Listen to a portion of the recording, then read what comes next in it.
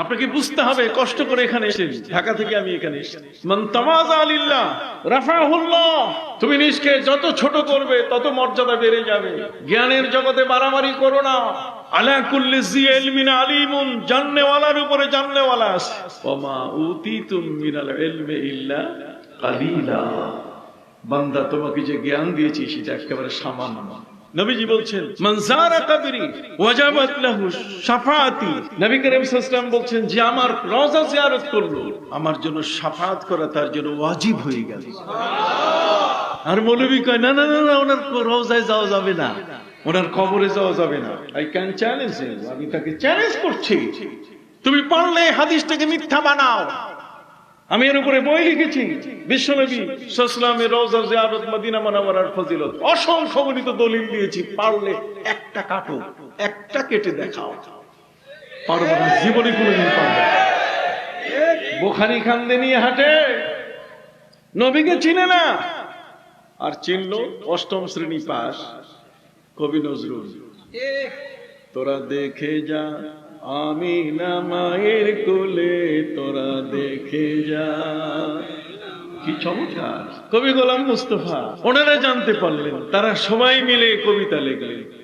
ত্রিভুবনের প্রিয় মুহাম্মদ এলো রে দুনিয়ায়, আয় রে সাগর আকাশ বাতাস দেখবি জুড়িয়া, আয় রে সাগর আকাশ বাতাস দেখবি জুড়িয়া। এই সমস্ত জেনারেল মানুষগুলো নবীকে চিনল, আর আমরা আলেমরা নবীকে চিনতেছি না। আমার কষ্টটা এখানে। আজ ঈদে মিলাদুন নবী সাল্লাল্লাহু আলাইহি ওয়াসাল্লাম নিয়ে কত কথা, আমরা চাই এই কথাগুলো বন্ধ হোক। রাস্তার এপার ওপার এই একটি কারণে, মিলাদুন নবীর কারণে, সিরাতুন নবীর কারণে আমরা বিচ্ছিন্ন হয়ে থাকব। এটি কোনোদিন বুদ্ধিমান মুসলমানের কাজ না। নবীর মহব্বত, যেই নবীর মিলাদ সেই নবীর সিরাত। কথা বলো, যদি তোমরা বলো মিলাদুন নবী নাই, তো আমরাও তো বলবো সিরাতুন নবীও নাই। আমি তো বক্তব্য দিচ্ছি, ইউটিউবার ভাইরা এগুলো প্রচার করবে তোমরা। যারা আমার নবীর উল্টা বলে এগুলো তোমরা প্রচার করবে না। আমাদের এই বক্তব্যগুলো তোমরা আমার ভাইরা প্রচার করো সবচেয়ে বেশি। এই নবীর প্রেমিক যারা আছে এগুলো বেশি প্রচার করো। যারা বেদাত বেদাত বলে এগুলোকে কেটে ফেলো, এগুলো প্রচার করার দরকার নাই। আমাদের বক্তব্য, নবীর প্রেমের বক্তব্যগুলো প্রচার করতে থাকো, আল্লাহ তোমাদের রিজকে বরকত দিয়ে দিবে। নবীর প্রেমিকদের জন্য আল্লাহ কখনো তাদেরকে ভুখা রাখেন না, তাদেরকে কখনো তিনি বেইজ্জতি করেন না। নবী সম্মানী, নবীর জন্য যারা প্রেম করে, নবীর জন্য জীবন উজাড় করে, তারাও কি সম্মানী। এমনিতেই হাদিসের মধ্যে এসছে মান রাআনি ফিল মানামে ফাকাদ রাআনি হাক্কা, যে আমাকে রাতের গভীরে স্বপ্ন যুগে দেখলো সে সত্যি দেখেছে। নবী করিম সাল্লাল্লাহু আলাইহি ওয়াসাল্লাম বলেছেন মান রাআনি ফিল মানাম ফাসায়ারানি ফিল ইয়াকযা, যে ব্যক্তি আমাকে স্বপ্ন যুগে দেখেছে বা দেখলো, সে অতি শীঘ্রই আমাকে সামনাসামনি দেখতে পাবে। আমার প্রিয় নবী সাল্লাল্লাহু আলাইহি ওয়াসাল্লামের জ্ঞানের মহাসমুদ্রে যারা প্রবেশ করতে পারে নাই, তারাই নবীকে আন্ডার এস্টিমেট করে, তারাই নবীকে নিয়ে খারাপ চিন্তা করে, তাদের মুখ থেকে ভালো কথা বের হয় না। আসমান এবং জমিন, আমার নবীজি বলেছেন উতিতু ইলমাল আউয়ালিন ওয়াল আখিরিন, আগের পরের জগতের কোন জ্ঞান আল্লাহ আমার কাছে বাকি রাখেন নাই। তোমরা যারা মিলাদ মানো না, নবীর জীবনী সম্পর্কে আলোচনাটাকে বেদাত বলো, বন্ধুরা তোমরা কেন কিয়ামতের ময়দানে নবীজির হাউজে কাউসার থেকে দূরে সরে থাকবে? নবীজি তোমাদেরকে কাছে ভিড়তে দিবেন না। এখনো সুযোগ আছে, তওবা মরার পরে হয় না, হাসরের ময়দানে তওবা হবে না। কথা বলেন, হাসরের ময়দানে তওবা হবে না। হাদিস শরীফের মধ্যে এসেছে সুইলা রাসূলুল্লাহ সাল্লাল্লাহু আলাইহি ওয়াসাল্লাম আনিস সাওমি ফি ইয়াউমিল ইসনাইন, সোমবারের দিনে নবীজি কেন রোজা পালন করছেন বিষয়টি নিয়ে জানতে চাওয়া হলো। নবীজি উত্তর দিলেন ফিহে উলিদতু, ওই দিন আমি জন্ম নিয়েছি। আমি আপনাদের মোগলা বাজার ঈদে মিলাদুন নবী উদযাপন কমিটির আজকের এই অনুষ্ঠিত মাহফিলে পরিষ্কার ভাষায় বলতে চাই, যদি কারো বাপের শক্তি থাকে তাহলে এই হাদিসটাকে বাতিল করি। নবী করিম সাল্লাল্লাহু আলাইহি ওয়াসাল্লাম তিনি নিজে উত্তর দিলেন যে যেদিন আমি এই দিনে আমি সোমবারে কি নিয়েছি, জন্ম নিয়েছি। সোমবারে জন্ম নিলে প্রতি সোমবার কি নবী জন্ম নেন? কথা বল, আমার সাথে একটু কথা বলেন না, বিষয়গুলো সহজ হয়ে যাবে। যারা মিলাদ মানেন না, আমি আজকের এই মাহফিলের মাধ্যমে তাদেরকে দাওয়াত দিলাম। রাষ্ট্র মিলাদ মানে, রাষ্ট্র মিলাদ পালন করে, আপনি রাষ্ট্রের বাইরে নন। বিরোধিতা করবেন না, চুপ করে বসে থাকেন।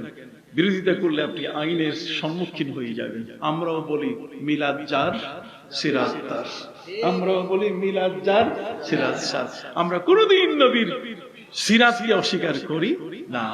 আমরা নবীর মিলাদকে যেমন প্রচার করি, নবীর সিরাতকে আমরা কি প্রচার করি। সিলেট দক্ষিণ সুরমা মোগলা বাজার পবিত্র ঈদে মিলাদুন নবী সাল্লাল্লাহু আলাইহি ওয়াসাল্লাম উদযাপন কমিটি কর্তৃক আয়োজিত পবিত্র রবিউল আউয়াল মাসে পবিত্র ঈদে মিলাদুন নবী সাল্লাল্লাহু আলাইহি ওয়াসাল্লাম মাহফিল 2021 শ্রদ্ধাভাজন সভাপতি, যার উসিলায় আমি আমেরিকা দেখেছি, যিনি আমাকে আমেরিকায় নিয়ে গিয়েছিলেন। বসা আছেন আমার ডান পাশে জনাব হাফিজ মাওলানা মঞ্জুর আহমদ সাহেব। উপস্থিত রয়েছেন দক্ষিণ সুরমার শ্রদ্ধাভাজন ভাইস চেয়ারম্যান জনাব মাহবুবুর রহমান সাহেব।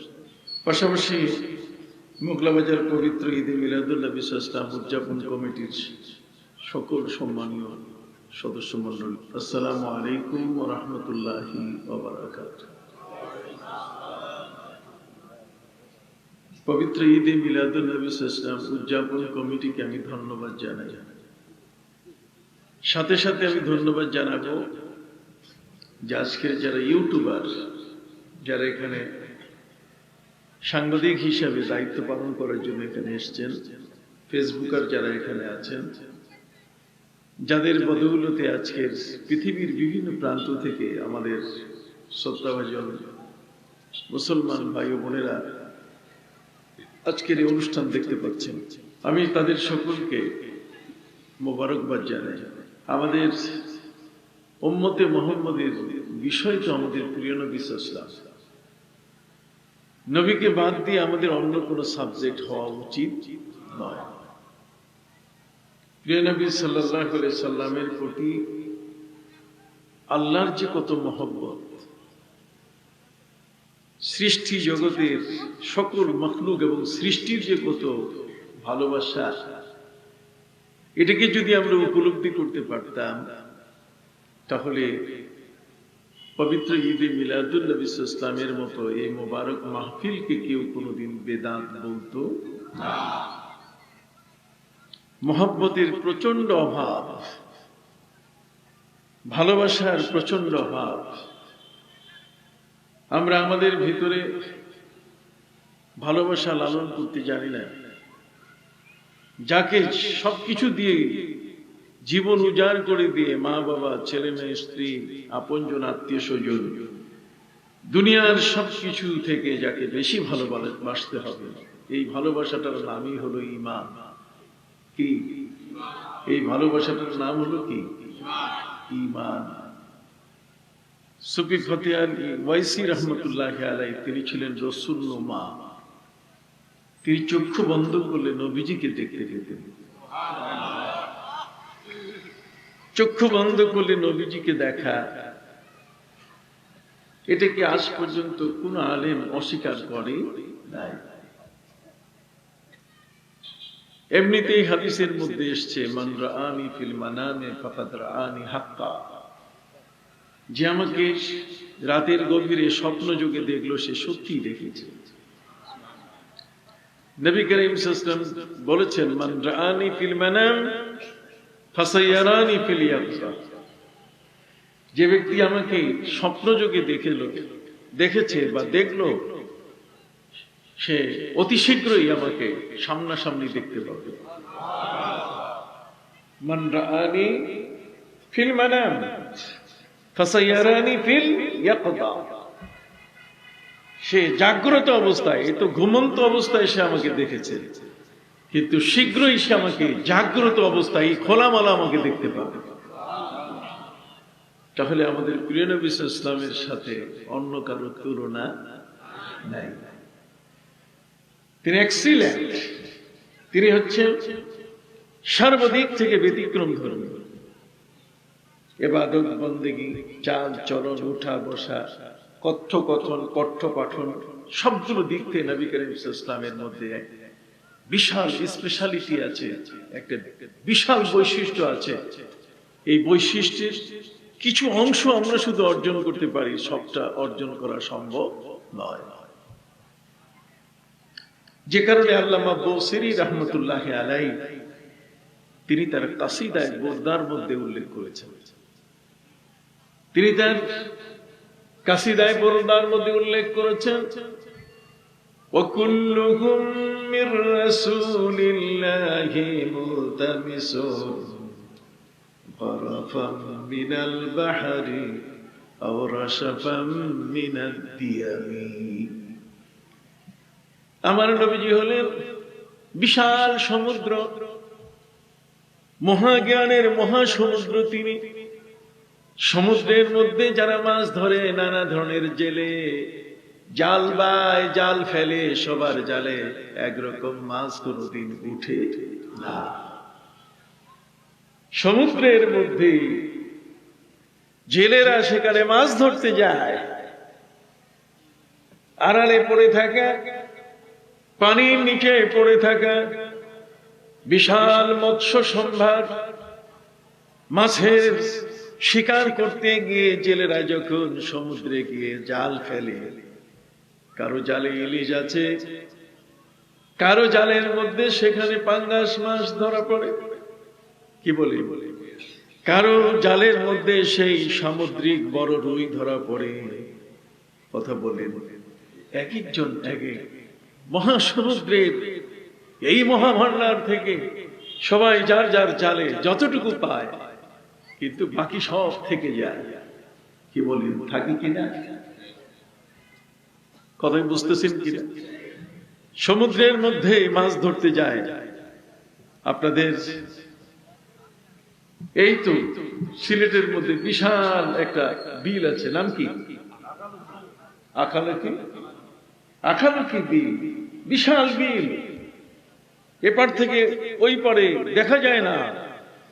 সম্মানিত সুধী, সেখানে একটা জালের মধ্যে কি আখালকি, এই হ্রদ বলেন, বিল বলেন, এই বিলের সব মাছ কি একটা জালের মধ্যে আসে? অনেকেই নৌকা নিয়ে নামে, যে যেভাবে জাল ফেলেছে তার জালে ঠিক সেইভাবে মাছ আসে।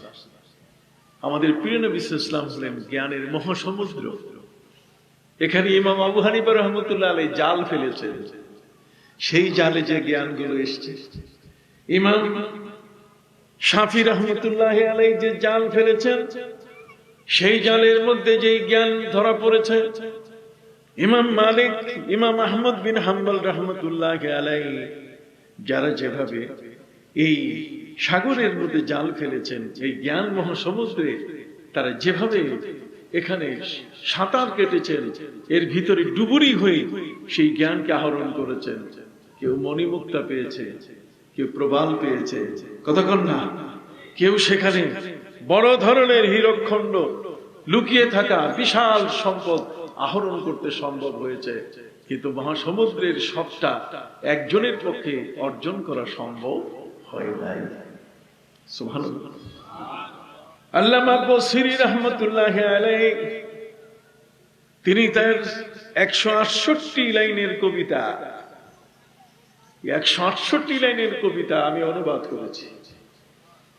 সেই কবিতার মধ্যে তিনি কাসিদায়ে বুরদার মধ্যে তিনি লিখছেন, ও কুল্লুহুম মির রাসূলিল্লাহি মুলতামিসুন। ইলতিমাস, ইলতিমাস শব্দের অর্থ হচ্ছে কষ্ট করে যতটুকু পাওয়া যায়। কথা বলেন না, আপনি কাদার মধ্যে মাছ ধরার চেষ্টা করছেন, এর মধ্যে যা আপনি পাইলেন وكلهم من رسول الله ملتمس غرفا من البحر أو رشفا من الديم। কেউ তো সমুদ্রের বিশাল কিছু অর্জন করতে সক্ষম হয়েছে জ্ঞানের, আবার কেউ তো সেই জ্ঞানের শিশির বিন্দু, কথা বলতে পারে দিয়াম, শিশির বিন্দু, সকালবেলার যে শিশির পড়ে, এই শিশির আর মহাসমুদ্রের পানি দুইটা এক জিনিস না। এই জন্য ভাইরা আমার প্রিয় নবী সাল্লাল্লাহু আলাইহি সাল্লামের জ্ঞানের মহাসমুদ্রে যারা প্রবেশ করতে পারে নাই, তারাই নবীকে আন্ডার এস্টিমেট করে, তারাই নবীকে নিয়ে খারাপ চিন্তা করে, তাদের মুখ থেকে ভালো কথা বের হয় না। এই মহাসমুদ্রের, মহা আটলান্টিক, ভূমধ্য সাগর, দুনিয়ার সমস্ত সাগর যদি এক করা হয়, শুধু তা নয়, সারা জগৎ, আসমান এবং জমিন, আমার নবীজি বলেছেন উতীতু ইলমাল আউয়ালিন ওয়াল আখিরিন, আগের পরের জগতের কোন জ্ঞান আল্লাহ আমার কাছে বাকি রাখেন নাই। সাহাবায়ে কিরাম আমার নবীকে জিজ্ঞাসা করলেন, ইয়া রাসূলুল্লাহ, ইয়া হাবিবাল্লাহ, আকাশের সূর্যটা এটা তো চোখের আড়াল হয়। নবীজি সাল্লাল্লাহু আলাইহি সাল্লাম তিনি নিজেও হাদিসের মধ্যে এসেছে, হযরত আবু যর গিফারি রাদিয়াল্লাহু তাআলা আনহুকে তিনি ধরে বললেন, ইয়া আবা যাররিন, ইযা গারাবাতিশ শামস, ইযা গারাবাতিশ শামস ফাইনা তাগিবু। সূর্য যখন ডুবে যায় তখন কোথায় যায় বলো তো? সূর্যটা যখন চোখের আড়াল হয়ে যায় তখন যায় কোথায়? হযরত আবু যর গিফারি রাদিয়াল্লাহু তাআলা তিনি বলেন, নবীজি আমি তো চাঁদের দেশে যাই নাই, আমি তো সূর্যের দেশে যাই নাই। চাঁদের বাড়ি, সূর্যের বাড়ি আমি যাই নাই। চাঁদ আর সূর্য এই দুটো সম্পর্কে আপনি আমাকে জিজ্ঞেস করলে আমি তো কোনো উত্তর দিতে পারবো না। এটা তো ঊর্ধ্বাকাশের জিনিস, এটা তো আকাশে থাকে। এই বিশ্বজগৎ থেকে পৃথিবী, 13 লক্ষ পৃথিবী একসাথে করলে যত বড়, একটা সূর্য কি তত বড়। এই বিশাল সূর্যের হদিস এটা আমার পক্ষে দেওয়া সম্ভব নয়। সূর্য যখন ডুবে যায়, যায় কই? এত বড় সূর্য, একটা সূর্য 13 লক্ষ পৃথিবী একসাথে করলে যত বড় হয়, একটা সূর্য কি তত বড়। সূর্যের আয়তন, সূর্যের দৈর্ঘ্য প্রস্থ এত বড়। নবীজি জিজ্ঞেস করেন, আবু যর, ইযা গাবাতিশ শামস ইযা গারাবাতিশ শামস ফাইনা তাগিবু, কোথায় যায় সূর্যটা বলো? হযরত আবু যর গিফারি রাদিয়াল্লাহু আনহু, হুজুর আল্লাহু ওয়া রাসূলুহু আ'লামু, আল্লাহ এবং আল্লাহর রাসূল এই সম্পর্কে ভালো জানেন। সুবহানাল্লাহ। কত বড় আত্মসমর্পণ! আমার নবী সাল্লাল্লাহু আলাইহি ওয়াসাল্লাম তিনি বলে দিয়ে দিলেন, আবু যর, আল্লাহ তাআলা তো এই সূর্য কোথায় যায় তারও তো উত্তর পবিত্র কোরআনে দিয়েছেন। আল্লাহ বলেন, ওয়াশ-শামসু তাজরি লিমুস্তাকাররিন লাহা যালিকা তাকদীরুল আজিজিল আলীম। সূর্যটা তার মুস্তাকারে চলে যায়। মুস্তাকার শব্দের অর্থ হচ্ছে সূর্যটা একটু সময়ের জন্য সে আল্লাহর সেজদায় পড়ে যায়। ওই সময় তোমাদের চোখের সে আড়াল হয়ে যায়। তোমার চোখের আড়াল যখন সূর্য হয়ে যাবে, তখন তুমি মনে করবে এই সূর্যটি সেজদায় পড়ে গেছে। সূর্য কখন সেজদা পড়ে, এটা আপনার আমার শুধু নয়, যারা সূর্য বিজ্ঞানী, যারা চন্দ্র বিজ্ঞানী, যারা আকাশকে গবেষণা করেন, আকাশ বিজ্ঞানী, ভূমণ্ডল যারা গবেষণা করেন, ভূমণ্ডলের মহাজ্ঞানীরা, তারা পর্যন্ত জানে না সূর্যটা সেজদায় পড়ে। অথচ পবিত্র কোরআন মজিদে আল্লাহ পাক রব্বুল আলামিন বলেন, চন্দ্র সূর্য জগতের যত সৃষ্টি আছে, কুল্লুন কাদ আলিমা সালাতাহু ওয়া তাসবিহা। আল্লাহর যত সৃষ্টি, চন্দ্র সূর্য সবগুলোই জানে যে আল্লাহর কখন ইবাদত করতে হবে।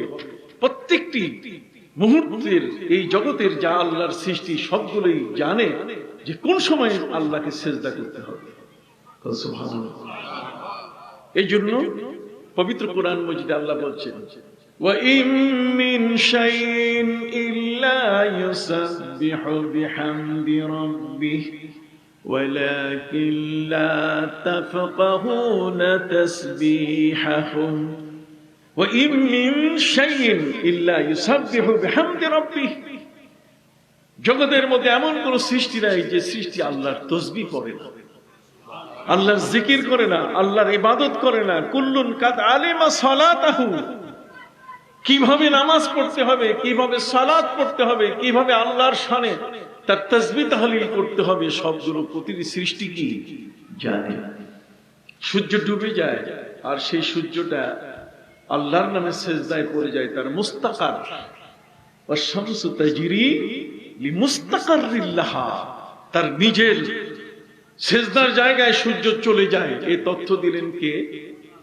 আমাদের প্রিয় নবী রাসূল করিম সাল্লাল্লাহু আলাইহি ওয়াসাল্লাম। তিনি মহাজ্ঞানী, তার মহাজ্ঞান ভান্ডারের কাছে আজকের পৃথিবীর সকল বিজ্ঞানী মুখ থুবড়ে পড়েছে, সবগুলো হ্যাঁচ হয়ে গেছে, সবগুলোর মাথা নত হয়ে গেছে, সবগুলো নিজেকে পরাজিত হিসাবে আমার প্রিয় নবী সাল্লাল্লাহু আলাইহি ওয়াসাল্লামের মহাজ্ঞান ভান্ডারের কাছে তারা আত্মসমর্পণ করেছে। তিনি তো এমন এক নবী, আল্লামা বসরি রাহমাতুল্লাহি আলাইহি তিনি সেটাও বলে দিয়েছেন, ফাকান নবিয়িনা ফি খালকিন ওয়া ফি খুলুকিন ওয়া লাম ইউদানুহু মিন ইলমিন ওয়ালা কারামি মাওলায়া সাল্লি ওয়া সাল্লিম দাইমান আবাদা আলা হাবিবিকা খায়রিল খালকি কুল্লিহিম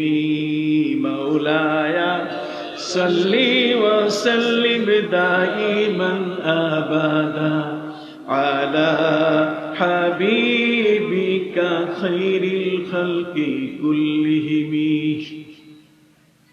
নবীজির শান আর মান কিভাবে ধরা পড়লো তার চোখে? আল্লামা বসরি রাহমাতুল্লাহি আলাইহি, আল্লামা শরফুদ্দিন বসরি রাহমাতুল্লাহি আলাইহি তিনি বলেন, ফাকান নবিয়িন, আমার নবী হলেন সমস্ত নবীর উপরে, ফি খালকিন ওয়া ফি খুলুকিন, সৃষ্টির ক্ষেত্রে আর আদর্শগত ক্ষেত্রে সর্বদিক থেকে নবী এক্সিলেন্ট, নবী হলেন সবার চেয়ে ব্যতিক্রম ধর্মী। সবাই জোরে বলুন না সুবহানাল্লাহ। ফাকান নবিয়িনা ফি খালকিন ওয়া ফি খুলুকিন ওয়া লাম ইউদানুহু মিন ইলমিন ওয়ালা কারামি। আমার নবীজির জ্ঞানের পাশে তাদের আসার কোনো সুযোগ, তার সমকক্ষ হওয়া তো দূরের কথা, নবীজির জ্ঞানের পাশে আসার মতো ক্ষমতা কোন নবীরও ছিল না। সুবহানাল্লাহ বলেন। কোন নবী এবং কোন রাসূলেরও ছিলেন না। কথা বুঝে গেছে? কাজেই আমার প্রিয় নবী সাল্লাল্লাহু আলাইহি ওয়াসাল্লামের সামনে যেমন তার সাহাবায়ে কেরাম, ঠিক আমার নবীর জ্ঞানের সামনে আম্বিয়া রাসূলগণের জ্ঞানের অবস্থা ঠিক এমনই। সুবহানাল্লাহ বলুন। এই মানুষটা একটা হাত আর একটা পা, এই দুটোই প্যারালাইজড হয়ে গিয়েছিল। আল্লামা শরফুদ্দিন বসরি রাহমাতুল্লাহি আলাইহি তিনি কি করবেন? ওজা, বৌদ্ধ, কবিরাজ, চিকিৎসা সব শেষ, কোনোভাবে সুস্থ হচ্ছেন না। উনি বলেন, তাহলে নবীর প্রেমে আমি চিঠি লিখি, কবিতা লিখি। নবীর প্রেমে তিনি 168 লাইনের কবিতা লিখলেন। এটার নাম হলো কাসিদায়ে বুরদা। চাদরের কবিতা, বুরদা মানে চাদর। এই চাদরের কবিতা তিনি লিখলেন। লেখার পরে ঘরের মধ্যে একাকী বসে তিনি তার নিজের কবিতা পাঠ শুরু করলেন। তিনি তার কবিতার প্রথম শব্দটা কত চমৎকার! যারা মিলাদ মানে না তাদেরকে অনুরোধ করি, তোমরা যারা মিলাদ মানো না, নবীর জীবনী সম্পর্কে আলোচনাটাকে বেদাত বলো বন্ধুরা। তোমরা কেন কিয়ামতের ময়দানে নবীজির হাউজে কাউসার থেকে দূরে সরে থাকবে? নবীজি তোমাদেরকে কাছে ভিড়তে দিবেন না। এখনো সুযোগ আছে, তওবা মরার পরে হয় না, হাসরের ময়দানে তওবা হবে না। কথা বলেন, হাসরের ময়দানে তওবা হবে না। আজ রাষ্ট্র পবিত্র ঈদে মিলাদুন নবী সাল্লাল্লাহু আলাইহি ওয়াসাল্লাম ঘোষণা করেছে, রাষ্ট্রীয় মর্যাদা পেয়েছে। আল্লামা শরফুদ্দীন বসরি রাহমাতুল্লাহি আলাইহি তিনি নবীর প্রেমিক ছিলেন। নবীর প্রেমিক মানুষটা তিনি কবিতা লিখতে গিয়ে প্রথম যে লাইনটা লিখেছেন, আপনি একটু তর্জমা করে বুঝেন, আপনি বুঝতে পারবেন। মাওলায়া মাওলায়া, হে আমার মাওলা, হে আমার মনিব, হে আমার, যেটা আল্লামা সাহেব কেবলা রহমতুল্লাহি আলাইহি দোয়ার মধ্যে এই ধরনের আকুতি মিনতি পাওয়া যায়। কথা বুঝতে পারছেন? আল্লামা সাহেব কেবলা রহমতুল্লাহি আলাইহি দোয়ার মধ্যে সেই মিনতি পাওয়া যায়। কি চমৎকার করে তিনি বলেছেন, কোই নেহি তেরে সওয়া ফরিয়াদ মেরা সুন লে, কোই নেহি তেরে সওয়া फरियाद मेरा सुन ले, भीग दो मुझको खुदा मैं भिखारी तेरे लिए। नालाय कलंदर, কতক্ষণ না নালায় কলন্দর, কোই নেহি তেরে সওয়া, প্রভু তুমি ছাড়া কেউ নাই। আমার এই ফরিয়াদ, আমার আবেদন নিবেদন শোনার মতো আর কেউ, कोई नहीं तेरे सवा फरियाद मेरा सुन ले, भीग दो मुझको खुदा मैं भिखारी तेरे लिए। তুমি আমাকে ভিক্ষা দাও, আমি তো তোমার দুয়ারে ভিক্ষুক। মান তাওয়াযা লিল্লাহ রাফাহুল্লাহ, তুমি নিজকে যত ছোট করবে তত মর্যাদা বেড়ে যাবে। জ্ঞানের জগতে বাড়াবাড়ি করো না। আলা কুল্লি জি ইলমিন আলিমুন, জাননেওয়ালার উপরে জাননেওয়ালা আছে। তোমার জ্ঞানের জগৎ তুমি যতটুকু শিখেছো তার চেয়েও মহাজ্ঞানী পৃথিবীর মধ্যে আছে। তুমি একেবারে চূড়ান্ত ভাবে বলো না যে আমি সবকিছু বুঝে ফেলেছি। ওমা উতিতুম মিনাল ইলমি ইল্লা কালিলা, বান্দা তোমাকে যে জ্ঞান দিয়েছি সেটা একেবারে সামান্য। আর সামান্য জ্ঞান কতটুকু, সেটিও আল্লাহ পাক রব্বুল আলামিন একজন ওলি আর একজন নবী, অথবা দুইজন ওলির মাঝখানে আল্লাহ পাক রব্বুল আলামিন দেখিয়ে দিলেন। হযরত খিজির আলাইহিস সালাম, হযরত নবী মুসা আলাইহিস সালাম, এই দুইজন নবী বলেন, একজন নবী একজন ওলি, যেটি আপনি বলেন, যেটি সাব্যস্ত হোক। নদীর মাঝখান দিয়ে যখন নৌকা চলছে, এই নৌকা ছিদ্র করার আগে একটা কালা পাখি ওই সমুদ্রের নদীর এক ফোঁটা পানি ঠোঁটে নিয়ে উপরে উড়াল দিয়ে পানির ফোঁটাটা ছেড়ে দিল। এরপরে অনেক ঘটনা। যখন হযরতে খিজির আলাইহিস সালাম ব্যাখ্যা শুরু করলেন, তখন বললেন, মুসা জানো, ওই যে পাখিটা দরিয়ার মধ্যে একশো পানি দিয়ে ঠোঁটের মধ্যে এক ফোঁটা পানি নিয়ে উপরে উড়াল দিয়ে পানি ছেড়ে দিয়েছে, তুমি জানো এই মহাসমুদ্রের মহাজ্ঞানের মালিক আল্লাহ, আর আমরা হলাম এটার শিশির বিন্দু, বিন্দু রাশি। সুবহানাল্লাহ বলেন। তাহলে এই বিন্দু জ্ঞান দিয়ে আপনি কিভাবে বলেন যে এটাই চূড়ান্ত? কতক্ষণ না আপনি বলেন যে না মিলাদ বেদাত, বেদাত বললে তো একেবারে চূড়ান্ত ভাবে আপনি ঘোষণা করলেন যে এটা যাবে না করা। কথা বলেন, আপনি কি করে এটা বলতে পারেন? আসুন দেখি। আল্লামা শরফুদ্দীন বসরি মিশরের একজন মানুষ। সেই মানুষটি তিনি তার কবিতায় নবীর প্রেমে লিখছেন মাওলায়া। প্রথমে আল্লাহকে তিনি সম্বোধন করছেন, আল্লাহকে তিনি টার্গেট করে বলছেন মাওলায়া, হে আমার মনিব, মাওলা। আনতা মাওলানা ফানসুরনা আলাল কওমিল কাফিরিন। মাওলা শব্দের প্রায় ৬০টা অর্থ আছে। কয়টা? ৬০টা অর্থ। মাওলা হচ্ছে মনিব, মাওলা মানে গোলাম, মাওলা মানে চাকর, কতক্ষণ না, মাওলা মানে অধীনস্থ, মাওলা মানে আমার কর্তা, কতক্ষণ, বিভিন্ন। এটি আরবের বৈশিষ্ট্য, বাংলাতেও এরকম অনেক শব্দ আছে। আল্লামা শরফুদ্দীন বসরি রহমতুল্লাহ আলাইহি তিনি আল্লাহকে বলছেন মাওলায়া, হে আমার মুরিদ মাওলা আল্লাহ, সাল্লে ওয়া সাল্লিম, আপনি দরুদ এবং সালাম আপনি ভেজেন, মাওলায়া সাল্লে ওয়া সাল্লিম দাইমান আবাদা, দাইমান মানে কন্টিনিউ, বন্ধ যেন না হয়, আলা হাবিবিকা, আপনার হাবিবের উপরে। আবেদনটা কার কাছে? আল্লাহর কাছে। আবেদন কার কাছে? আল্লাহর কাছে। সম্মানিত সুধী ভাইরা আমার নবী সাল্লাল্লাহু আলাইহি ওয়াসাল্লামকে আল্লাহ পাক রব্বুল আলামিন মাকামে মাহমুদ দিয়ে দিয়েছেন, অলরেডি ডিক্লেয়ার্ড, এটা ঘোষিত হয়েছে, এটা ডিক্লারেশন হয়ে গেছে যে আমার নবীকে আল্লাহ তাআলা কি দিয়েছেন? মাকামে মাহমুদ দিয়েছেন। তিনি মাকামে মাহমুদ মালিক। আমার নবীকে আল্লাহ তাআলা ফজিলত দিয়েছেন, সম্মান দিয়েছেন। অলরেডি আল্লাহ পাক রব্বুল আলামিন তাকে সম্মান দিতে এমন না যে কিয়ামতের ময়দানে আমার নবীকে তিনি সম্মান দিবেন, আজকের তিনি দেন না এমনটা না, তাকে সম্মান তিনি দিয়েছেন, তিনি সম্মানিত। বলেন তিনি কি? আবার বলেন তিনি কি? আমার নবী সম্মানিত, আমার নবী মাকামে মাহমুদের মালিক, সর্বোচ্চ প্রশংসার মালিক তিনি, সর্বোচ্চ প্রশংসিত স্থানের তিনি মালিক।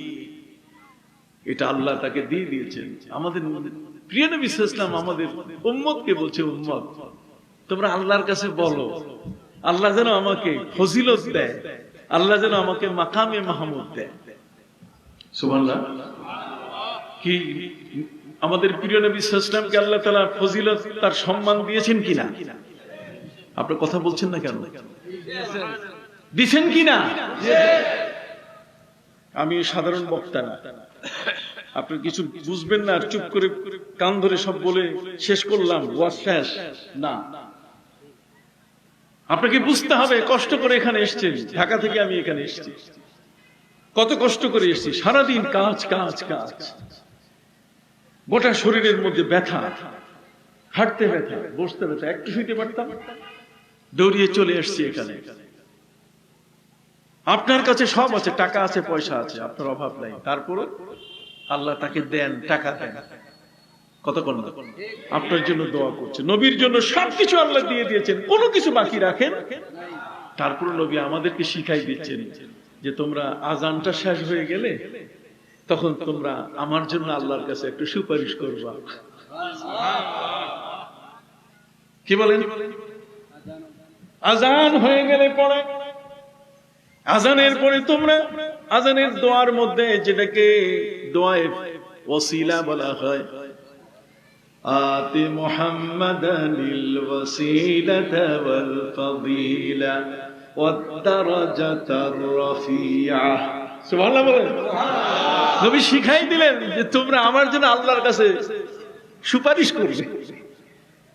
আমরা উম্মত, নবীর জন্য আল্লাহর কাছে সুপারিশ করলে আমাদের কতটুকু কাজে আসবে, কিন্তু নবীজি বলছেন আমার জন্য এমনি তো আল্লাহ আমাকে ওসিলা দিয়েছেন, ফজিলা দিয়েছেন, সম্মান দিয়েছেন, মর্যাদা দিয়েছেন, মর্যাদা দিয়েছেন, আর তোমরা যদি আল্লাহর কাছে বলো তাহলে আমি তোমাদের কাছে ঋণী হয়ে গেলাম, আমি তোমাদের কাছে কি হলাম? ঋণী হয়ে গেলাম।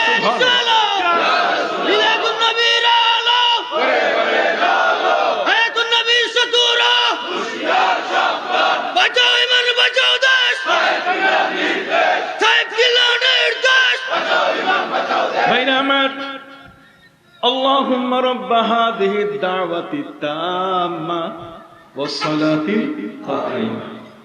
এখানে আলেমরা বসে আছে, আতে মুহাম্মাদানিল ওয়াসিলাতা ওয়াল ফাজিলা, নবীজিকে ওসিলা করে দাও। নবী ছাড়া কিয়ামতের ময়দানে আমাদের জান্নাতে যাওয়ার কোনো পথ নাই।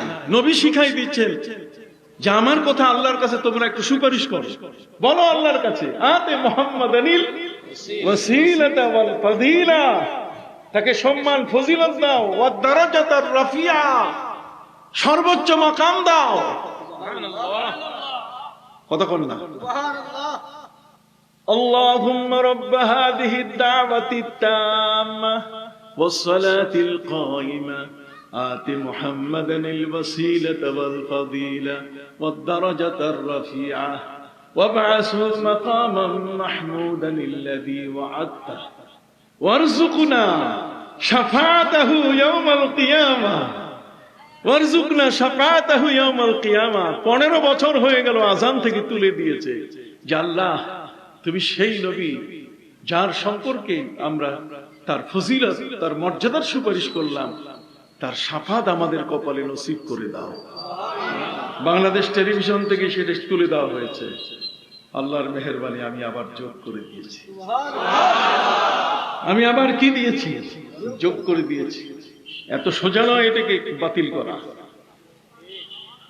সম্মানিত সুধী ভাইরা আমার, কথাটা এ কারণে বললাম, উম্মত হয়ে নবীর জন্য সুপারিশ করা, উম্মত হয়ে নবীর জন্য আল্লাহর কাছে এমন একটি প্রার্থনা জানানো, আল্লাহ নবীকে বড় মর্যাদা দেন। আল্লাহ কি এতদিন নবীকে ছোট মর্যাদা দিয়েছেন নাকি? বিশাল মর্যাদা দিয়েছেন, তার মর্যাদার শেষ নাই। কিন্তু নবী চান যে আমরাও যেন তার সাথে সম্পৃক্ত হই। নবীজি বলছেন, তোমরা যখন আমার জন্য এই দোয়াটা করবে তখন আমাকে তোমরা ঋণী বানাবে। এই ঋণ আমি কিয়ামতের ময়দানে তোমাদের জন্য কি করব? পরিশোধ করব। সুবহানাল্লাহ। এই জন্য কিছু কিছু ব্যক্তি এমন আছে যারা আমাদের প্রিয় নবী সাল্লাল্লাহু আলাইহি ওয়াসাল্লামের ক্ষেত্রে পরিষ্কার হাদিস, নবীজি বলছেন, মান যারা কবরি ওয়াজাবাত লাহু শাফাআতি।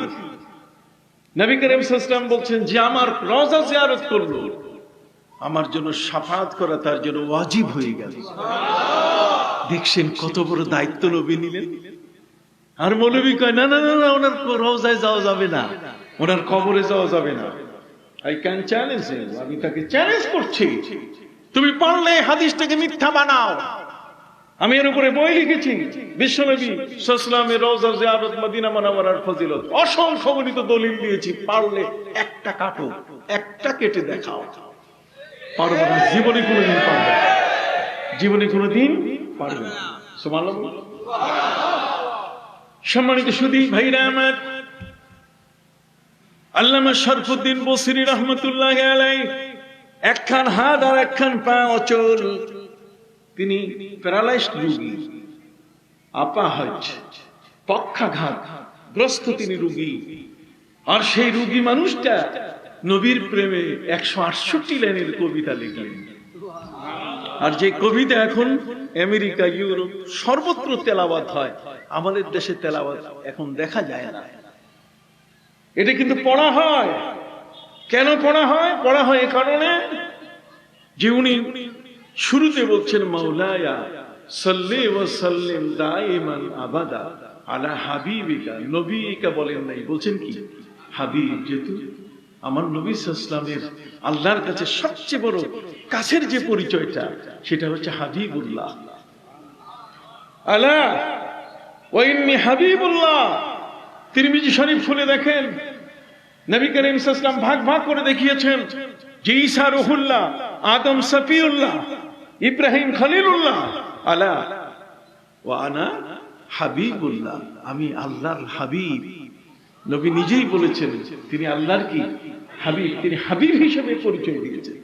যেহেতু তিনি হাবিব হিসেবে পরিচয় দিয়েছেন, কাজে একজন বিশিষ্ট আলেম, বিশাল আধ্যাত্মিক জগতের একজন বড় মাপের ওলি, তিনি নবীর শানে কবিতা লিখছেন 168 লাইনের। আর তিনি বলছেন, মাওলায়া সাল্লি ওয়া সাল্লিম দাইমান আবাদা আলা হাবিবিকা। থামেন, আলা হাবিবিকা। তারপরে কি লিখছে? খায়রুল খালকি কুল্লিহিম। খায়রুল খালক, সৃষ্টির সর্বশ্রেষ্ঠ তিনি, সৃষ্টির সর্বশ্রেষ্ঠ, সকল সৃষ্টির শ্রেষ্ঠ তিনি। কুল্লিহিমি, সর্বদিক থেকে, কোন দিক থেকে কম না। 168 লাইনের কবিতার শেষটা তিনি কি বলছেন? ইয়া রাব বিল মুস্তাফা বাল্লিগ মাকাসিদানা ফাগফির লানা মা মাদা ইয়া ওয়াসিআল কারামি। হে প্রভু, তুমি সেই রাসূল সাল্লাল্লাহু আলাইহি ওয়াসাল্লামের উসিলা। ওরা বলছে উসিলা ধরা যাবে না, নবীর নাম নিতেও, তার নাম নিয়ে যে আল্লাহর কাছে দোয়া করব। হযরত আদম আলাইহিস সালাম তিনি আমার নবীর উসিলা দিয়ে বললেন, ইয়া রব বিমুহাম্মাদিন, আল্লাহ মুহাম্মদ সাল্লাল্লাহু আলাইহি ওয়াসাল্লামের নামের উসিলায় তুমি আমার গন্ধম ফলের বিষয়টা, মামলাটা খারিজ করে দাও। আল্লাহ বলেন, ইয়া আদম কাইফা আরাফতা মুহাম্মাদান, যার নামের তুমি ওসিলা দিলে, যার নাম দিয়ে তুমি পার পাওয়ার চেষ্টা করছো, কথা বল না, যার নাম দিয়ে তুমি তোমার এই মামলাটা খারিজ করার জন্য আবেদন করছো, যার নাম ভাঙ্গাইয়া, যার নাম দিয়া এই মুহাম্মদকে তুমি চিনলে কি করে?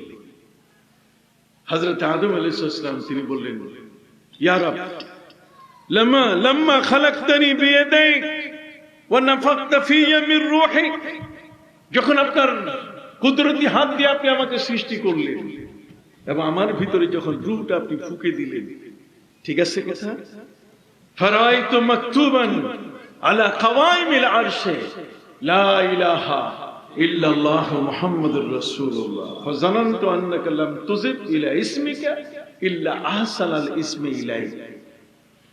আমি চোখ খুলে দেখতে পেলাম আমার সৃষ্টির এই রূহটা যখন চোখে আসলো, তখন আমি চোখ মেলে দেখতে পেলাম আরশের পায়াগুলোতে তুমি কত সুন্দর ডেকোরেশন করে তোমার নামের সাথে তার নাম তুমি লিখেছ।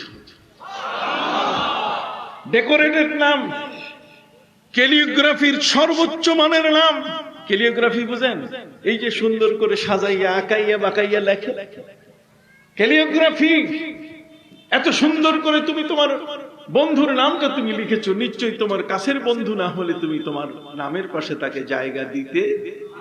যখন জায়গা দিয়েছো আমি বুঝতেছি নিশ্চয়ই তুমি তাকে আপন করে নিয়েছো তোমার কাছে, এই কারণে তার নাম নিয়ে তোমার কাছে আমি আমার সেই গন্ধম ফলের বিষয়টা কথা বললাম। অথবা আমার যে জান্নাতে ঘটনা ঘটেছে আমি তার থেকে আমি পরিত্রাণ চাই। আল্লাহ বলে দিলেন, ইয়া আদম লাউলা মুহাম্মাদুন লামা খালাক, যদি মুহাম্মদ সাল্লাল্লাহু আলাইহি ওয়াসাল্লাম না হতেন তাহলে আমি তোমাকে সৃষ্টি করতাম না। সাবজেক্ট তিনি, আপনি হাদিস কোনটা জাল আর কোনটা সহি, আপনি এই সবকে আছেন।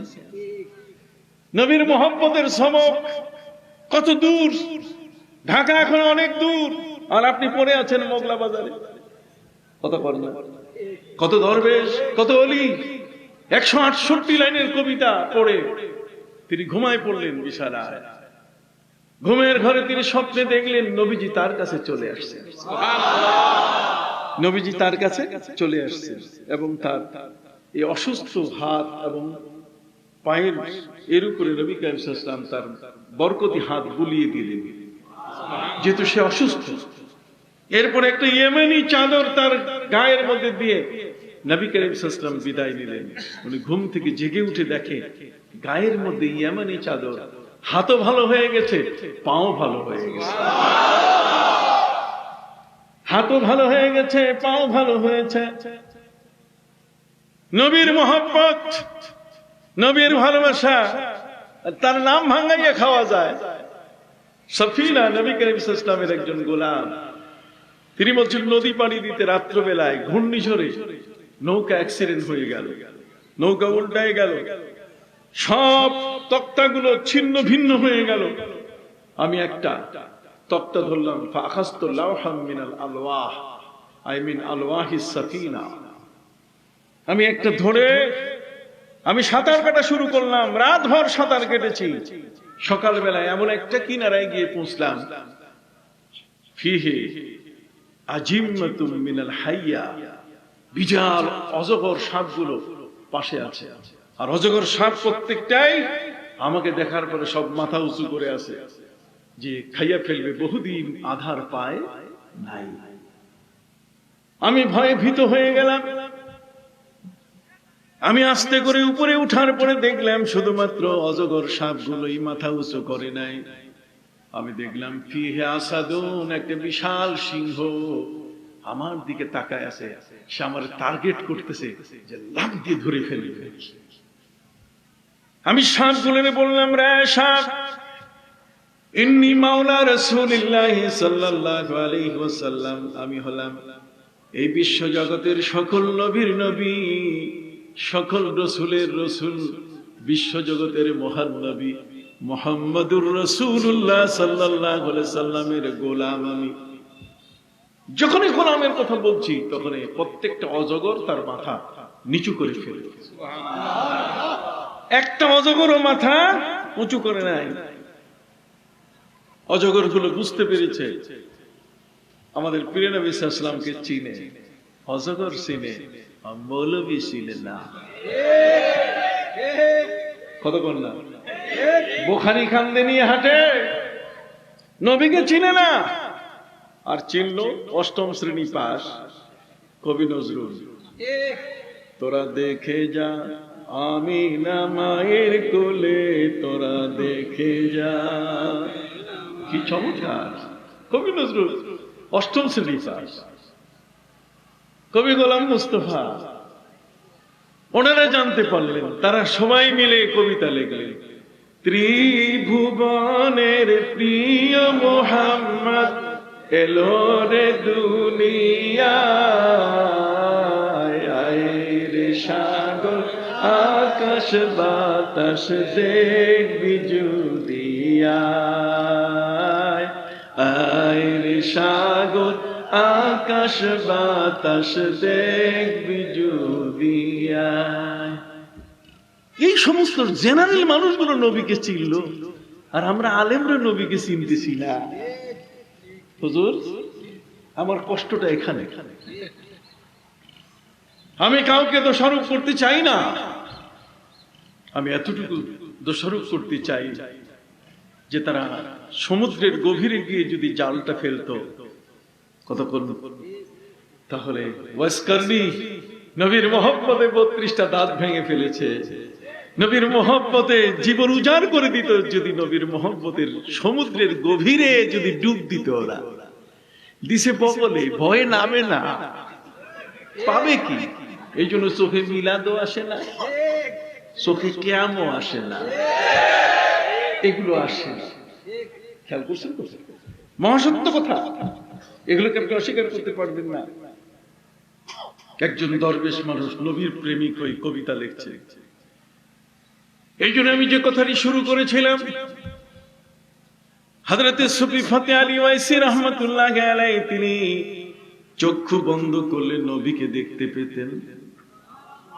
চক্ষু বন্ধ করলে কি নবীকে দেখতে পেতেন। রাসূলুল্লাহ, এটাকে অস্বীকার করতে পারবে না কেউ।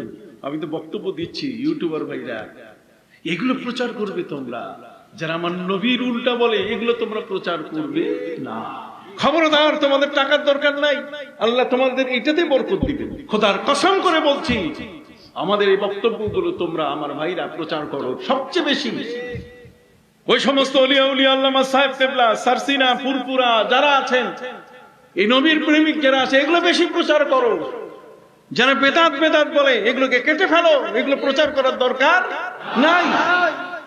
এগুলো বিভ্রান্ত হচ্ছে। তোমরাও কিন্তু কিয়ামতে নবীর কাছে ঠকে যাবে, তোমরাও নবীর কাছে কিন্তু কিয়ামতের ময়দানে ঠকে যাবে, ঠেকে যাবে। তোমাদের কোন নবীজি ঠাঁই দিবেন না। তুমি কেন এগুলো প্রচার করেছো তুমি জানো? সালেহ হিসাবে এখানে এসে তোমাকে সতর্ক করে গিয়েছে। কথা কি বুঝতে পারছো? তোমরা আমাদের বক্তব্য, নবীর প্রেমের বক্তব্যগুলো প্রচার করতে থাকো, আল্লাহ তোমাদের রিজকে বরকত দিয়ে দিবে। নবীর প্রেমিকদের জন্য আল্লাহ কখনো তাদেরকে ভুখা রাখেন না, তাদেরকে কখনো তিনি বেইজ্জতি করেন না। নবী সম্মানী, নবীর জন্য যারা প্রেম করে, নবীর জন্য জীবন উজাড় করে, তারাও কি সম্মানী। তারা শাহাদাতের মর্যাদা পায়, তারা আল্লাহর কাছে বিশাল বড় বড় মর্যাদা লাভ করে। আমি কি বুঝাতে পারছি? সুফি ফতে আলী ওয়াইসি রাহমাতুল্লাহ আলাইহি তিনি বলেন, যার বুকে প্রেম নাই, ভালোবাসা নাই, ঠিক আমিও এমন একজন ব্যক্তি। আমার এই বুকটা ছিল চাটিয়াল ময়দান, আমার এই বুকটা ছিল মরুভূমি, এটার মধ্যে একটাও গাছ ছিল না, প্রেমের গাছ ছিল না, ভালোবাসার গাছ ছিল না, একটা মরুভূমি, পাথরে পরিপূর্ণ বালুময় একটি মরুভূমি আমার এই বুকটা ছিল। উনি বলছেন আমার নবীর প্রেমের আগুনের গাছগুলো দিয়ে আমি আমার বুকের বাগান, আমার চাটিয়াল ময়দান, সেই মরুভূমিটাকে আমি সাজালাম। তিনি বলছেন হর কুজাদার সিনা আমগুল, হর কুজাদার সিনা আমগুল করদা জখমে ইশকে ও শুধু গুলিস্তা আয় আখির দিল সিনায়ে বিরানে মা। তিনি বলছেন আমার এই বিরান, আমার এই মরুভূমি, এখানে নবীর ভালোবাসা ছিল না, কিন্তু নবীর প্রেমের গাছগুলো লাগাইয়া এগুলোকে আমি আগুন দিয়ে উত্তাপ দেই।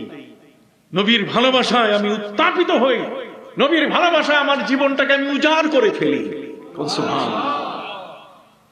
এই জন্য আমার মতো ওয়াইসিকে যদি কেউ প্রশ্ন করে, ওয়াইসি রে ওয়াইসা আজ দিন ইমা, ওয়াইসা আজ দিন ইমা ই কদর দানে মুবাস, দীনে মা ইশকে মোহাম্মদ, দীনে মা ইশকে মোহাম্মদ, হুব্বে ও ঈমানে মা।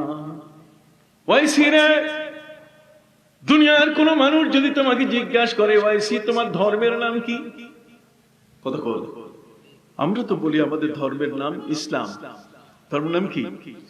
ওয়াইসি তার নিজেকে শিখাই দিতেছে, নিজেকে আমি আমাকে শিখাই দিতেছি। যদি কেউ তোমাকে জিজ্ঞাসা করে তাহলে তুমি উত্তর দিবা, আমি আমার রূহটাকে, আমি আমাকে শিক্ষা দিতেছি।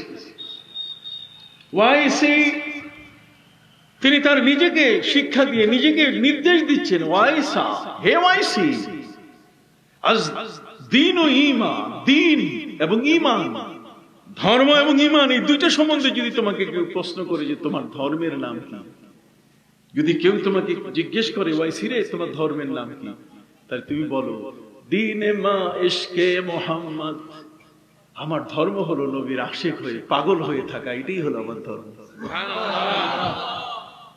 দীনে মা ইশকে মোহাম্মদ, দীনে মা ইশকে মোহাম্মদ, হুব্বে ও ঈমানে মা। নবীকে ভালোবাসাটাই হলো আমার ঈমান, কথা বল না?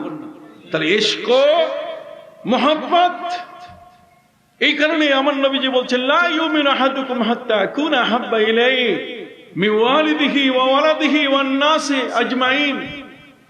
মা বাবা, ছেলে মেয়ে, আপনজন, আত্মীয় স্বজন, দুনিয়ার সকল মানুষ থেকে যতক্ষণ পর্যন্ত আমাকে ভালোবাসবে না ততক্ষণ পর্যন্ত তুমি ঈমানদার হবে না। তাহলে ঈমান আনতে গেলে নবীর কি লাগবে? ভালোবাসা। জোরে বল, নবীর কি? ভালোবাসা। নবীর ভালোবাসা। নবীর ভালোবাসা পাবেন কিভাবে? যত নবীকে জানবেন, নবীর জীবনে যত বেশি করে চর্চা করবেন ততই ভালোবাসা তৈরি হবে। কথা খেয়াল করেছেন? আজ ঈদে মিলাদুন নবী সাল্লাল্লাহু আলাইহি ওয়াসাল্লাম নিয়ে কত কথা, আমরা চাই এই কথাগুলো বন্ধ হোক। জোরে বলুন, আমরা চাই এই কথাগুলো কি? রাস্তার এপার ওপার, নদীর এপার ওপার, গ্রাম, এক গ্রাম থেকে আরেক গ্রাম, এই একটি কারণে, মিলাদুন নবীর কারণে, সিরাতুন নবীর কারণে আমরা বিচ্ছিন্ন হয়ে থাকব। এটি কোনদিন বুদ্ধিমান মুসলমানের কাজ না। কোন বুদ্ধিমান মুসলমান, কোন বুদ্ধিমান আলেম এ কাজ করতে পারে না। নবীর মহব্বত, যেই নবীর মিলাদ সেই নবীর সিরাত। কথা বল। যদি তোমরা বলো মিলাদুন নবী নাই, তো আমরাও তো বলবো সিরাতুন নবীও নাই। মিলাদুন নবী কোরআনে নাই, তো সিরাতুন নবীও তো কোরআনে নাই। তাহলে কিসের উপরে ঝগড়া করতেছি আমরা? আমরা ঝগড়া করতেছি কিসের? সম্মানিত শুধু সিরাত, আসাহু সিয়ার, সিরাতের কিতাব আছে। সিয়ার শব্দের অর্থ হচ্ছে, সিরাত শব্দের অর্থ হচ্ছে চরিত্র, আদর্শ ইত্যাদি। কিন্তু সিয়ার এটার মূল অর্থটা যদি আপনি বের করেন তাহলে দেখবেন যুদ্ধ। নবীজি কয়টা যুদ্ধ করছেন? যুদ্ধ জীবন। যুদ্ধ জীবন নিয়ে আপনি শুধু থাকবেন, নবী করিম সাল্লাল্লাহু আলাইহি ওয়াসাল্লামের জীবনের আরো অনেকগুলো কাজ আছে না? কথা বলেন না, খালি যুদ্ধ জীবন নিয়ে আপনি পড়ে থাকবেন তা তো নয়। বরং নবী করিম সাল্লাল্লাহু আলাইহি ওয়াসাল্লাম কিভাবে তার স্ত্রী নিয়ে বসবাস করছেন, কিভাবে তার সমাজ নিয়ে তিনি বসবাস করছেন, কিভাবে তিনি মানুষের কাছে তার বিচার আইন প্রয়োগ করেছেন, এগুলো নিয়ে তিনি কাজ করেছেন, এগুলো আমাদের জানা দরকার আছে কিনা? প্রথম প্রশ্ন হলো যেটা, সেটা হলো যে নবী সাল্লাল্লাহু আলাইহি ওয়াসাল্লামের মিলাদ, এই মিলাদ শরীফটা, এটা নিয়ে কেন যে অ্যালার্জি, এটা যে কেন গা চুলকায়, চুলকানি আসে, এটা বুঝি না। আমার কাছে এটা বুঝে আসে না। মিলাদুন নবী সাল্লাল্লাহু আলাইহি ওয়াসাল্লাম বললে গায়ে চুলকানি আসে কেন, অ্যালার্জিটা হয় কেন? বরং এখানে তো মহব্বতের জোশে বলা দরকার যে এটা চলবে, এটা চলবে, এটা কি চলবে। কেন? এ কারণে চলবে যে আমাদের প্রিয় নবী সাল্লাল্লাহু আলাইহি ওয়াসাল্লাম তিনি প্রতি সোমবার রোজা রাখতেন। কথা বলুন, প্রতি সোমবার কি রোজা পালন করতেন। প্রতি সোমবারে নবীজি রোজা। সাহাবায়ে কিরাম নবী করিম সাল্লাল্লাহু আলাইহি ওয়াসাল্লামের এই ধরনের আমলগুলো সম্পর্কে কখনো কখনো প্রশ্ন করে বসতেন। নবীজি হলেন তো মহা জ্ঞান ভান্ডার। ওরা বলে নবীজি লেখাপড়া জানে না, আর নবী বলেন যে আমি লেখাপড়া জানি। কার কথা বিশ্বাস করবেন? মালয়েশিয়ার মৌলবীর কথা বিশ্বাস করবেন না, বিশ্বজগতের মহান নবীর কথা বিশ্বাস করবেন। মালয়েশিয়ার মৌলবীর কথা আমরা বিশ্বাস করব না, আমরা বিশ্বাস করব নবীজি। নবীজি বলছেন ইন্নামা, এই বড় বড় আলেম আছেন এখানে, ইন্নামা, যারা মাইকে আওয়াজ শুনতেছেন, ইউটিউবে যারা দেখছেন, ঘরে বসে যারা দেখছেন, সবাইকে একটা প্রশ্ন আনেন। ইন্নামা, ইন্নামা শব্দ হচ্ছে কালেমায়ে হাসর। কালেমায়ে হাসর মানে কি? কেবল। কেবল মানে এর বাইরে আর নাই, এর বাইরে কি নাই, কেবল আমি। কেবল কি? আমি। কেবল কি? আমি। যেমন নবী করিম সাল্লাল্লাহু আলাইহি ওয়াসাল্লাম বলছেন ইন্নী রাআইতু বিয়ামিনি সুম্মা রাআইতু বিশিমালি সুম্মা রাফাতু রাসি ইলাস সামা। নবীজি বলেন আমি ডানে দেখলাম কিছু দেখি না, বামে দেখলাম কিছু দেখি না, আকাশের দিকে তাকাই দেখলাম স্পেসে, শূন্যের মধ্যে একজন চেয়ারে বসে আছেন, আকাশের মাঝখানে চেয়ারে একজন বসে আছেন, পা নড়াইতেছেন। কেবল তিনি, কেবল তাকেই দেখলাম, তিনি ছাড়া আর কাউকে আমি দেখলাম না। তাই এককভাবে যখন কাউকে কিছু বলা হয় তখন আরবি গ্রামারের নিয়ম আছে, সেটাকে প্রকাশ করতে হয় কি দিয়া? ইন্নামা দিয়া। কি দিয়া? ইন্নামা। নবীজি বলেছেন, আমাদের প্রিয় নবী সাল্লাল্লাহু আলাইহি ওয়াসাল্লাম তিনি বলেছেন ইন্নামা বুইসতু মুআল্লিমান, আমি শিক্ষক হয়ে আগমন করেছি। তার মানে নবী বলছেন আমি কেবল শিক্ষক, সবটাতে আমি শিক্ষক, কেমিস্ট্রিতেও আমি শিক্ষক, বায়োলজিতেও আমি শিক্ষক, অ্যালজেব্রায় আমি শিক্ষক, সূর্য বিজ্ঞানে আমি শিক্ষক, চন্দ্র বিজ্ঞানে আমি শিক্ষক, বিচারিক বিজ্ঞানে আমি শিক্ষক, রাজনীতিতে আমি শিক্ষক, যারা বলেন সুবহানাল্লাহ, স্বরাষ্ট্রনীতিতে আমি শিক্ষক, পররাষ্ট্রনীতিতে আমি কি শিক্ষক, আমি বন্দিনীতিতে শিক্ষক, আমি অর্থনীতিতে শিক্ষক, আমি ব্যক্তি, সমাজ, জাতির প্রত্যেকটি ক্ষেত্রে আমি কি শিক্ষক। কি চমৎকার কথা! ইন্নামা বুইসতু মুআল্লিমান, আমি শিক্ষক হয়ে আগমন করেছি। কেবল আমি শিক্ষক, কেবল আমি কি? আমি ছাত্র নই, কোথাও আমি ছাত্র নই, কোথাও আমি ছাত্র নই। যদি মায়ের গর্ভের সন্তান সম্বন্ধে আমাকে প্রশ্ন করা হয় সেখানেও আমি শিক্ষক, মায়ের বুকের দুধ সম্বন্ধে যদি জিজ্ঞেস করা হয় সেখানেও আমি কি শিক্ষক। সুবহানাল্লাহ বলেন। নবীজিকে জিজ্ঞেস করা হয়েছে যে নবীজি আল্লাহ যে রব, আল্লাহ যে কি, এর রবের একটু সহজ ব্যাখ্যা দেন তো। নবী যা বলেছেন তাই আমরা আমাদের পুঁজি, নবী যাই বলেছেন তাই আমাদের পুঁজি, ওইটাই আমাদের জ্ঞান, এর বাইরের জ্ঞান আমাদের বাইরে হয় না, টানে টুনে বাইর করতে হয়, বহু কষ্ট। সুধী মণ্ডলী, খুব সংক্ষিপ্ত ভাবে আপনাদের কাছে বলতে চাই, আপনারা আমার কথাগুলো বুঝতেছেন? আমি কি কোনো অন্যায়ের কোনো কথা বলছি? নবী করিম সাল্লাল্লাহু আলাইহি ওয়াসাল্লাম তিনি, তাকে প্রশ্ন করা হলো যে আল্লাহ যে রব, নবীজি না বলা পর্যন্ত কোন জিনিসের ব্যাখ্যা হয় না। নবীজি না বলা পর্যন্ত কি হয় না? ব্যাখ্যা হয় না। নবী যেটা বলেছেন এর বাইরে যদি আপনি বলেন তাহলে সেটা হবে অপব্যাখ্যা। কি হবে? ব্যাখ্যা নবী, ব্যাখ্যা তিনি দিয়েছেন, তিনিই ব্যাখ্যা দিয়েছেন।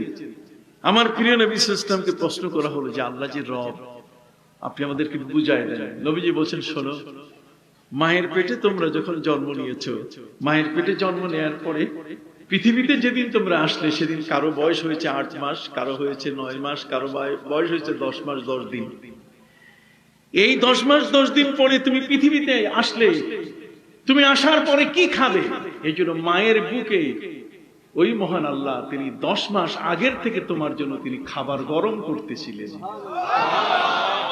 মায়ের বুকের অমীয় সুদা, মায়ের বুকের যে সুদাটা, যেটা সম্পর্কে হযরতে বড় পীর আব্দুল কাদের জিলানী রাহমাতুল্লাহ আলাইহি বলেছেন যে সারা পৃথিবীর প্রতিটি বিন্দুতে যদি তুমি সেজদা করে করে পূর্ণ করো আর সবগুলোকে যদি এক পাল্লার উপরে রাখো, আর মায়ের বুকের এক ফোঁটা দুধ যদি আরেক পাল্লায় রাখো, তাহলে সেটা ভারী হবে বেশি। অতএব রব তিনি, যিনি একটি শিশুর জন্মের 7 মাস আগের থেকে মায়ের বুকে তার খাবার তিনি গরম করতে থাকেন। আমাদের আল্লাহ আমাদের জন্য খাবার রেডি করে রাখছেন কিনা? মায়ের গর্ভ থেকে পৃথিবীতে আসার সাথে সাথে আমরা লিকুইড খাবার পাইছি কিনা? লিকুইড বুঝেন তো, তরল খাবার, জুস জুস, তরল খাবার পাইছি কিনা? তরল খাবার অবশ্যই আমরা পেয়েছি। তিনি আমাদের রব। আমাদের নবীজি ব্যাখ্যা না দিলে কোনোদিন ব্যাখ্যা হবে না। নবীজিকে জিজ্ঞাসা করা হয়েছে মাগরিবের নামাজ কয় রাকাত? কত কর না? মাগরিবের নামাজ তিনি 3 রাকাত বলছেন। 3 রাকাতে এটা 4 রাকাত বানাবার ক্ষমতা পৃথিবীর কারো নাই। এটাকে 3 কমাইয়া 2 রাকাত করবে, এটাও সুযোগ। যদিও জিবরিল আমিন 2 দিন নবী করিম সাল্লাল্লাহু আলাইহি ওয়াসাল্লামকে নামাজ শিখাই দিয়েছেন। সেই নামাজটা হলো নামাজের ওয়াক্ত। প্রথম দিন কোন ওয়াক্তে নামাজ পড়বেন, দ্বিতীয় দিন কোন ওয়াক্তে নামাজ, তিনি বলছেন ওয়াল ওয়াক্ত বাইনা হাযাইনিল ওয়াক্তাইন। নবী করিম সাল্লাল্লাহু আলাইহি ওয়াসাল্লাম তাকে জিবরিল আমিন বললেন যে 2 দিন আপনার কাছে আসলাম শুধু ওয়াক্তটা দেখাই দেওয়ার জন্য। কত করে না? ওয়াল ওয়াক্ত বাইনা হাযাইনিল ওয়াক্তাইন, আপনার উম্মত এই 2 ওয়াক্তের মাঝখানে নামাজ পড়বে। সুবহানাল্লাহ বলেন। সূর্য ঢলার সাথে সাথে প্রথম দিন তিনি যোহর পড়ালেন, আর দ্বিতীয় দিন তিনি 2 মেসেল, কত করে না? 2 মেসেলের পরে তিনি আসরের নামাজ পড়ালেন। তার মানে এই যোহরের নামাজটা তিনি আদায় করলেন। তাহলে এই পর্যন্ত তার ওয়াক্ত আছে। তিনি জিবরিল আমিন আমার নবীকে বলেন ওয়াল ওয়াক্ত বাইনা হাযাইনিল ওয়াক্তাইন, আপনার উম্মতের ওয়াক্ত হলো এই 2টার মাঝখানে। খায়রুল উমুরে আওসাতুহা, উত্তম সর্বোত্তম হচ্ছে মধ্যম পন্থা অবলম্বন করা। আর আমরা হলাম ওয়াকাযালিকা জাআলনাকুম উম্মাতাও ওয়াসাতা, আমরা হলাম মধ্যমপন্থী উম্মত। কাজে আমরা এই 2 ওয়াক্তের মাঝখানে আমাদের ইবাদতগুলো আমরা করব। আমরা বেশি গরমও হব না, আর বেশি কি নরমও হব না। আমরা বাড়াবাড়িও করব না, আমরা সারাসারিও করব না। বাড়াবাড়ি তো নাই, আবার সারাসারিতেও কি নাই, বলকে মধ্যে মধ্যে। আমাদের সরছিলাম মাদ্রাসার আমার এক ওস্তাদ, উনি নিয়াজ মকদুম খতানি রহমতুল্লাহি আলাইহি, উনি চীনের পাশে তুর্কমেনিস্তানের একজন ব্যক্তি ছিলেন আমার ওস্তাদ। কথা বুঝতে পারছেন? আমি বুখারী পড়েছি, আমার বুখারীর ওস্তাদ তিনি। উনি না বাংলা ঠিক মতো বলতে পারতেন, আর না তিনি উর্দু ঠিক মতো বলতে পারতেন। তো ওনাকে আমরা প্রশ্ন করলাম যে নবীজির সম্পর্কে আপনি বলেন, নবীজির দেহ মোবারক কেমন ছিল? তো উনি বলেন যে রাসূলুল্লাহ কা কত, কত মানে দেহ, কত মানে কি? রাসূলুল্লাহ কা কত না তো একেবারে বড় আছে, আর না তো একেবারে ছোট আছে, বলকে মধ্যে মধ্যে আছে। মানে বাংলা আর উর্দু মিলাইতে রাসূলুল্লাহ সাল্লাল্লাহু আলাইহি ওয়াসাল্লাম কে কত না তো একেবারে বড় আছে, তার মানে না নবীজি খুব লম্বা ছিলেন না, টল ফিগার ছিলেন না, আর বেটেও ছিলেন না। ওইটাকে উনি উর্দু আর বাংলা মিশায় বলছেন যে রাসূলুল্লাহ সাল্লাল্লাহু আলাইহি ওয়াসাল্লাম কে কত না তো একেবারে বড় আছে, আর না তো একেবারে ছোট আছে, বলকে মধ্যে মধ্যে আছে। কথা বুঝেন নাই? মধ্যে মধ্যে মানে কি? মাঝখানে মাঝখানে। এগুলো তো বলার সুযোগ হয় না, আজকে বললাম। বলকে মধ্যে মধ্যে আছে। নবীজি হলেন বাইন বাইন। কোরআন বলে দিয়েছে ওয়াকাযালিকা জাআলনাকুম উম্মাতাও ওয়াসাতাল লিতাকুনু শুহাদাআ আলান নাস, তোমরা হলে মধ্যমপন্থী উম্মত, আমরা হলাম মাঝ বরাবর। এই জন্য আমাদের নামাজের ওয়াক্ত কি? মাঝখানে। বলেন না, আমাদের নামাজের ওয়াক্ত কি? মাঝখানে আমরা আদায় করব। তবে মাগরিব সাথে সাথে আমরা কি করব? আদায় করে ফেলি। সম্মানিত সুধী, জ্ঞানের মহাভান্ডার আমাদের প্রিয় নবী সাল্লাল্লাহু আলাইহি ওয়াসাল্লাম, তিনি বলছেন আমি যা বলি সেটাই শরীয়ত হয়। লাউ কুলতু নাআম লাওয়াজাবাত, আমি যদি বলি যে তোমাদের উপরে হজ সারা জীবন ফরজ, প্রতিটি বছর ফরজ, আমি যদি বলি 3 মাস পর পর ফরজ, আমি যদি বলি 6 মাস পর পর ফরজ, কতক্ষণ না? আমি নবী যা বলবো, আমার আল্লাহ আমাকে পাওয়ার অফ অ্যাটর্নি, তিনি আমাকে বিশাল ক্ষমতা দিয়েছেন, আমি যা বলবো এটাই শরীয়ত। সুবহানাল্লাহ, এটাই কি শরীয়ত। কাজী নবী করিম সাল্লাল্লাহু আলাইহি ওয়াসাল্লাম বলছেন, আকরা বিন হাবিস রাদিয়াল্লাহু তাআলা নবীর সাহাবী নবীকে বলছেন, হুজুর আফি কুল্লি আমিন হাজ্জুন, প্রতি বছর কি হজ ধনীদের উপরে? নবীজি 3 বার উত্তর দেন, শেষে বললেন লাউ কুলতু নাআম লাওয়াজাবাত, যদি আমি বলতাম প্রতি বছর ধনীদের উপরে হজ ফরজ, তাহলে প্রতি বছর ফরজ হয়ে যেত। তাহলে পাওয়ার কত বড় আমার নবীর। আমাদের প্রিয় নবী সাল্লাল্লাহু আলাইহি ওয়াসাল্লাম তিনি বলেছেন, লাউলা আন আশুক্কা আলা উম্মতি লাআমারতুহুম বিসওয়াকি ইনদা কুল্লি উযু, যদি আমার উম্মতের উপরে ভয় না হতো তাহলে আমি তাদের উপরে মেসওয়াক করা, উযুর সময় মেসওয়াক করা ফরজ করে দিতাম। কথা বল, তাহলে উযু করার সময় মেসওয়াক ফরজ হবে না কি হবে, না সুন্নাত হবে? ডিক্লারেশন দিচ্ছেন কে? আমার প্রিয় নবী সাল্লাল্লাহু আলাইহি সাল্লাম। আমি কি আপনাদেরকে বুঝাতে সক্ষম হয়েছে? কাজে আমাদের প্রিয় নবী সাল্লাল্লাহু আলাইহি সাল্লাম হলেন মহাজ্ঞানী। এই মহাজ্ঞানীর কাছে আমাদের জানতে হবে। আবু যর গিফারী রাদিয়াল্লাহু তাআলা এই কারণে জিজ্ঞাসা করছেন যে আল্লাহর রাসূল এবং আল্লাহই সবচেয়ে ভালো জানেন যে সূর্যটা যখন ডুবে যায় তখন যায় কোথায়। বুঝতে পারছেন কথা? ইসলামের ব্যাখ্যা, এর যে বিশ্লেষণ, ফার্স্ট আপনাকে দেখতে হবে কোরআনে কি আছে, নবীর হাদিসে কি আছে। নিজের পক্ষ থেকে দেওয়া যাবে না। যদি না পাওয়া যায় তাহলে সেখানে আপনি ইস্তেহাদ করবেন, সেখানে কিয়াস করবেন, অনেকগুলো সুযোগ আছে, পথ আছে। আমার নবীজি তিনি প্রতি সোমবার রোজা রাখতেছেন। সাহাবায়ে ইকরামের কিউরিসিটি হলো, বিষয়টা নিয়ে জানতে মন চাইলো যে নবীজি প্রতি সোমবার রোজা রাখেন কেন? উনি তো মঙ্গলবারও রোজা রাখতে পারতেন, তিনি তো শনিবারও রোজা রাখতে পারতেন, প্রতি শনিবার তা না করে তিনি প্রতি সোমবার তিনি রোজা রাখছেন। তারা নবীজির কাছে আদবের সাথে বলেন, হুজুর প্রতি সোমবারে আপনি কেন রোজা রাখেন? হাদিস শরীফের মধ্যে এসেছে, সুইলা রাসূলুল্লাহ সাল্লাল্লাহু আলাইহি ওয়াসাল্লাম আনিস সাওমি ফি ইয়াউমিল ইথনাইন, সোমবারের দিনে নবীজি কেন রোজা পালন করছেন বিষয়টি নিয়ে জানতে চাওয়া হলো। নবীজি উত্তর দিলেন, ফিহি উলিদতু, ওই দিন আমি জন্ম নিয়েছি। আমি আপনাদের মোগলা বাজার ঈদে মিলাদুন নবী উদযাপন কমিটির আজকের এই অনুষ্ঠিত মাহফিলে পরিষ্কার ভাষায় বলতে চাই, যদি কারো বাপের শক্তি থাকে তাহলে এই হাদিসটাকে বাতিল করি। নবী করিম সাল্লাল্লাহু আলাইহি ওয়াসাল্লাম তিনি নিজে উত্তর দিলেন যে যেদিন আমি, এই দিনে আমি সোমবারে কি নিয়েছি? জন্ম নিয়েছি। সোমবারে জন্ম নিলে প্রতি সোমবার কি নবী জন্ম নেন? কথা বল, আমার সাথে একটু কথা বলেন না, বিষয়গুলো সহজ হয়ে যাবে।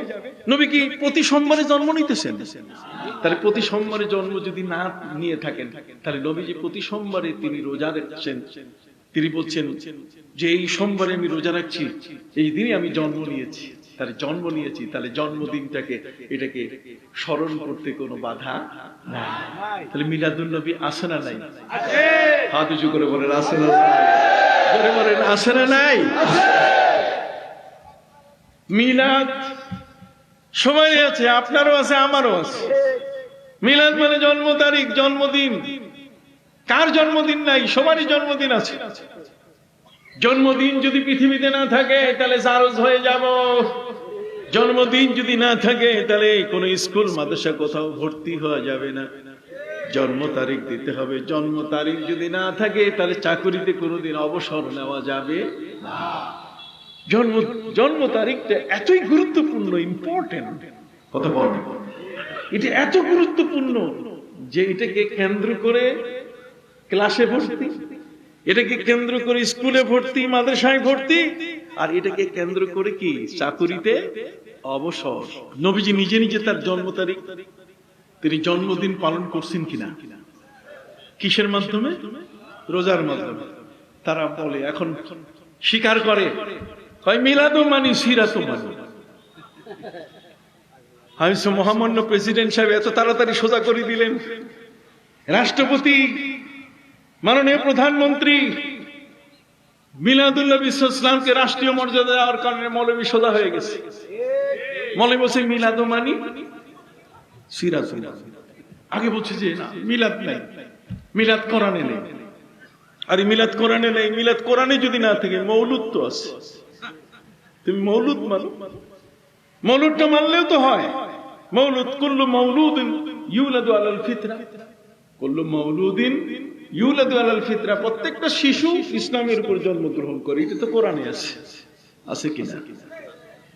এখন আমি আপনাদের খেদমতে আরজ করতে চাই, নবীর জীবনী, নবীর শিশুকাল, তার জন্মকাল আমরা জানতে চাচ্ছি কারণটা কি? কথা বলে কারণটা কি? কেন আমরা জানি? একজনের জন্মকাল, তিনি জন্ম নিলেন, ভালো কথা, তিনি জন্ম নিয়েছেন, সারা জগৎ হেসে উঠেছে, ভালো কথা। কিন্তু না, নবীর জন্মদিনটা হচ্ছে এর ইম্পর্টেন্সি, এটা এত ইম্পর্টেন্ট একটা বিষয় যে আমার নবী সাল্লাল্লাহু আলাইহি ওয়াসাল্লাম পবিত্র শুভাগমনের কারণে সারা পৃথিবীর মধ্যে একটা মহাশান্তির সমীরণ, একটা শান্তির বাতাস সারা বিশ্বব্যাপী বহা শুরু করেছিল।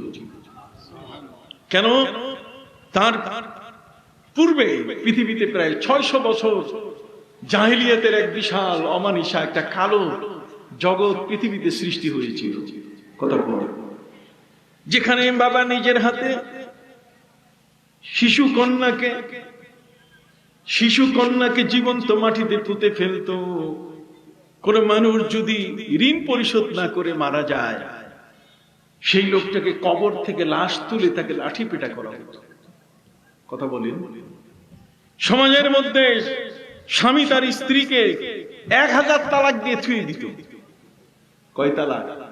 1000। স্ত্রীকে বলতো যে এখনো কিন্তু বহু তালাক আমার হাতে আছে, তুমি যাইতে পারবা না। কথা বল, নারী জগতের জীবন ছিল এমন।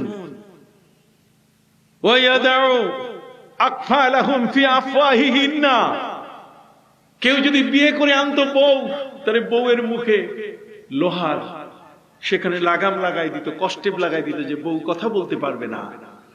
স্বামীর বিবাহী স্ত্রী আসলে তখন তাকে বাজারে বিক্রি করার অধিকার থাকত। কোর্ট, লন্ডন, ইংল্যান্ড, কোরআন নাজিল হওয়ার 1200 বছর পর, 1250 বছর পর নারীরা সেখানে স্বাধীনতা পেয়েছে। 1250 বছর পর নারীরা তাদের চেকে স্বাক্ষর করার অধিকার পেয়েছে। আমার নবী সাল্লাল্লাহু আলাইহি ওয়াসাল্লাম যেদিনই তিনি পৃথিবীতে শুভাগমন করেছেন, সেদিন সারা পৃথিবীতে অবাক অবাক কাণ্ড ঘটে গেল। এর আগে আকাশের দুয়ার খোলা ছিল। কথা বলেন, আকাশের দুয়ার কি? কেন নবীর জীবনীটা জানা, তার জন্ম বৃত্তান্ত জানা আমাদের কাছে এত গুরুত্ব কেন?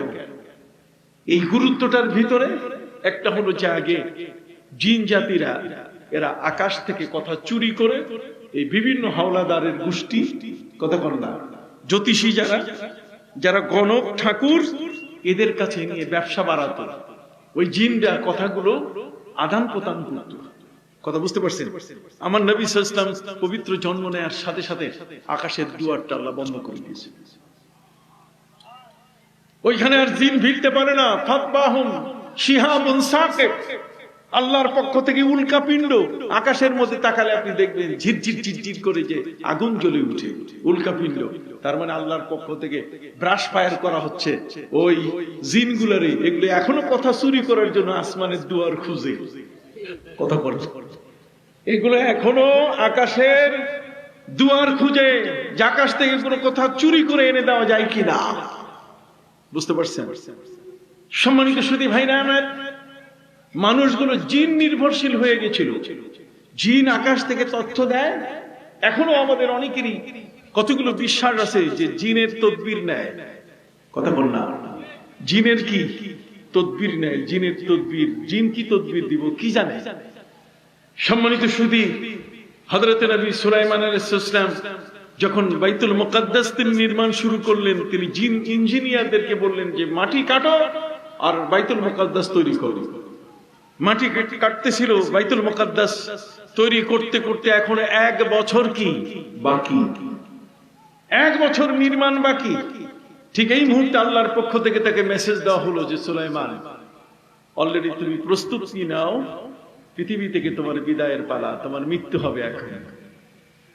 নবী সুলাইমান আলাইহিস সালাম বলেন, মাবুদ, যদি আপনি আমাকে মৃত্যু দেন তাহলে এই জিনগুলো, এগুলো শয়তান, এগুলো হাত মুখ ধুয়ে এই বাইতুল মুকাদ্দাস মসজিদে আকসা এটা নির্মাণ করবে না, পালাই যাবে।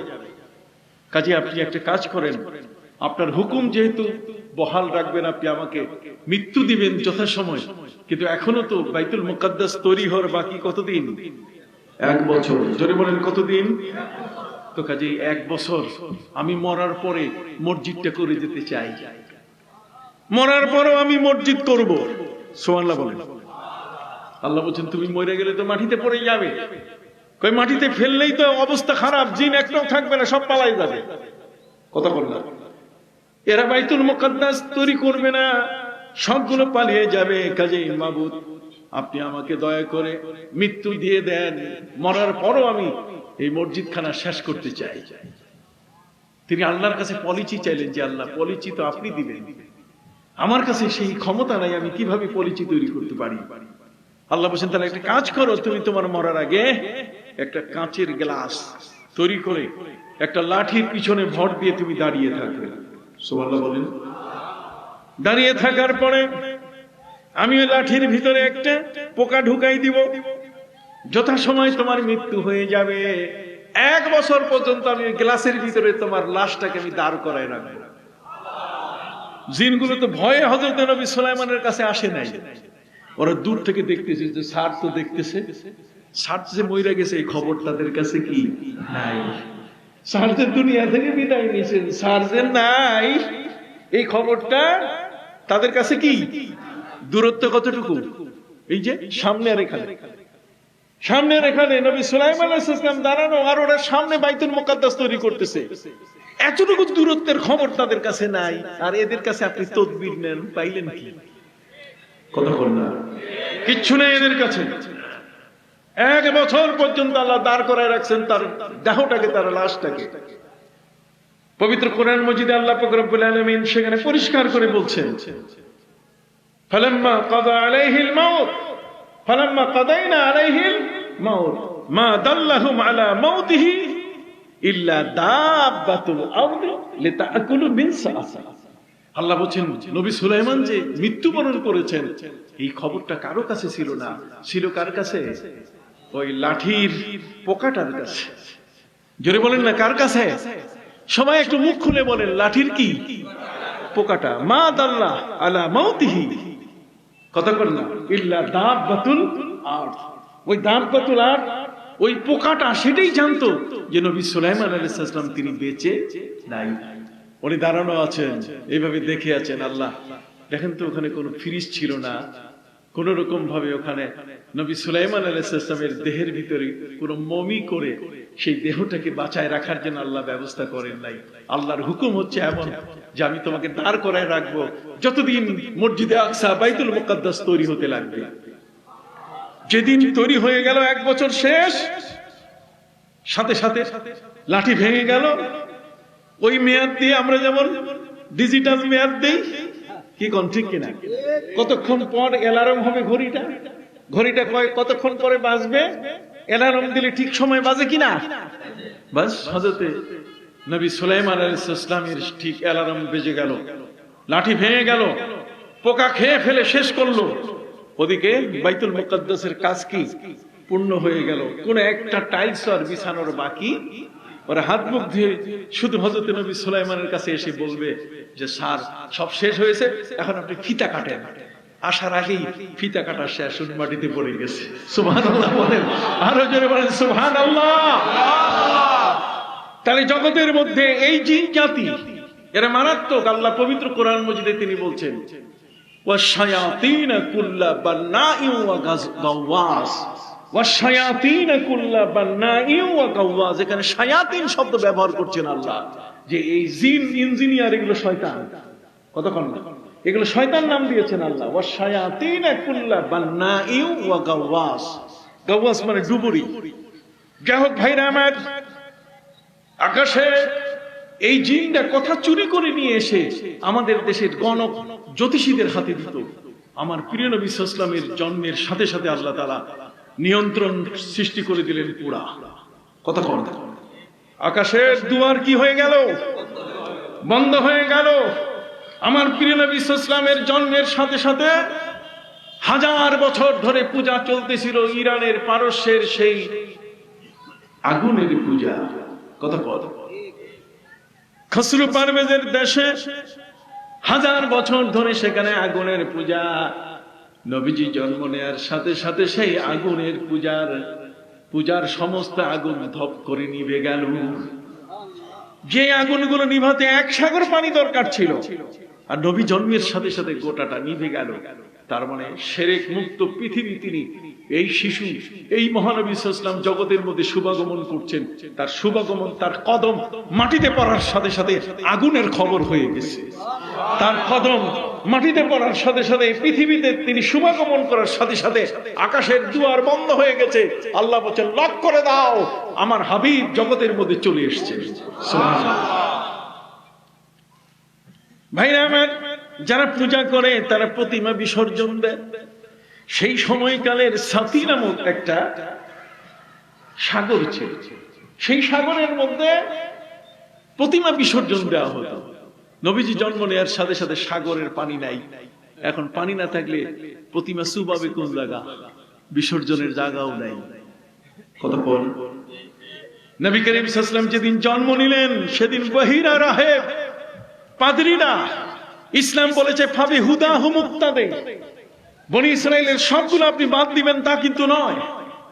বনি ইসরাইল আমাদের পূর্বে যারা চলে গেছে, তাদেরও শরীয়তের কিছু অংশ আমাদের শরীয়তের ভিতরে আছে। কথা বল, এই যে যাদেরকে বিয়ে করে যাবে না, 14 জনের বিয়ের যে তালিকা, এটা আমাদের শরীয়ত না। এটা শরীয়ত হচ্ছে হযরত নূহ নবীর শরীয়ত। কার? জোরে বলেন কার? তাহলে আগের শরীয়ত, আগের বিধানগুলো তো আমাদের এই শরীয়তের মধ্যে আছে, আছে কিনা? ফাবি হুদাহু মুক্তাদে। আল্লাহ বলেন তাদের হেদায়েতের কথাগুলো তোমরা ইক্তেদা করো, তাদের হেদায়েতের কথাগুলো তোমরা মেনে চলো। তাহলে আমরা কি বুঝলাম? আমরা অতটুকু বুঝলাম, জগতের মধ্যে এই মহান নবী সাল্লাল্লাহু আলাইহি ওয়াসাল্লাম তিনি তাশরীফ এনেছেন, জগতের মধ্যে তার শুভাগমন ঘটছে। তার সম্পর্কে যত নবী আসছেন সমস্ত নবী প্রচার করে যাচ্ছেন। ঈসা নবী বললেন, মুবাশশিরাম বিরাসূলিন ইয়াতি মিন বাদি ইসমুহু আহমদ, আমার পরে আহমদ নামে নবী আসছেন। হযরত নবী ইব্রাহিম আলাইহিস সালাম তিনি কাবা ঘর নির্মাণ শেষে তিনি মাকামে ইব্রাহিম পাথরের উপরে দাঁড়াইয়া দোয়া করছেন, রব্বানা ওয়াবআস ফীহিম রাসূলাম মিনহুম, আমার বংশ থেকে আপনি রাসূল একজন প্রেরণ করুন। তাহলে সেই নবীর শুভ বার্তা জগতের মধ্যে নবীরা আগে করে গেছেন। বহিরা রাহেব আকাশের তারকা খুঁজে খুঁজে বের করছে, যেটি আমার নবীর পৃথিবীতে শুভাগমনের আলামত বহন করতেছে। সুবহানাল্লাহ বলেন।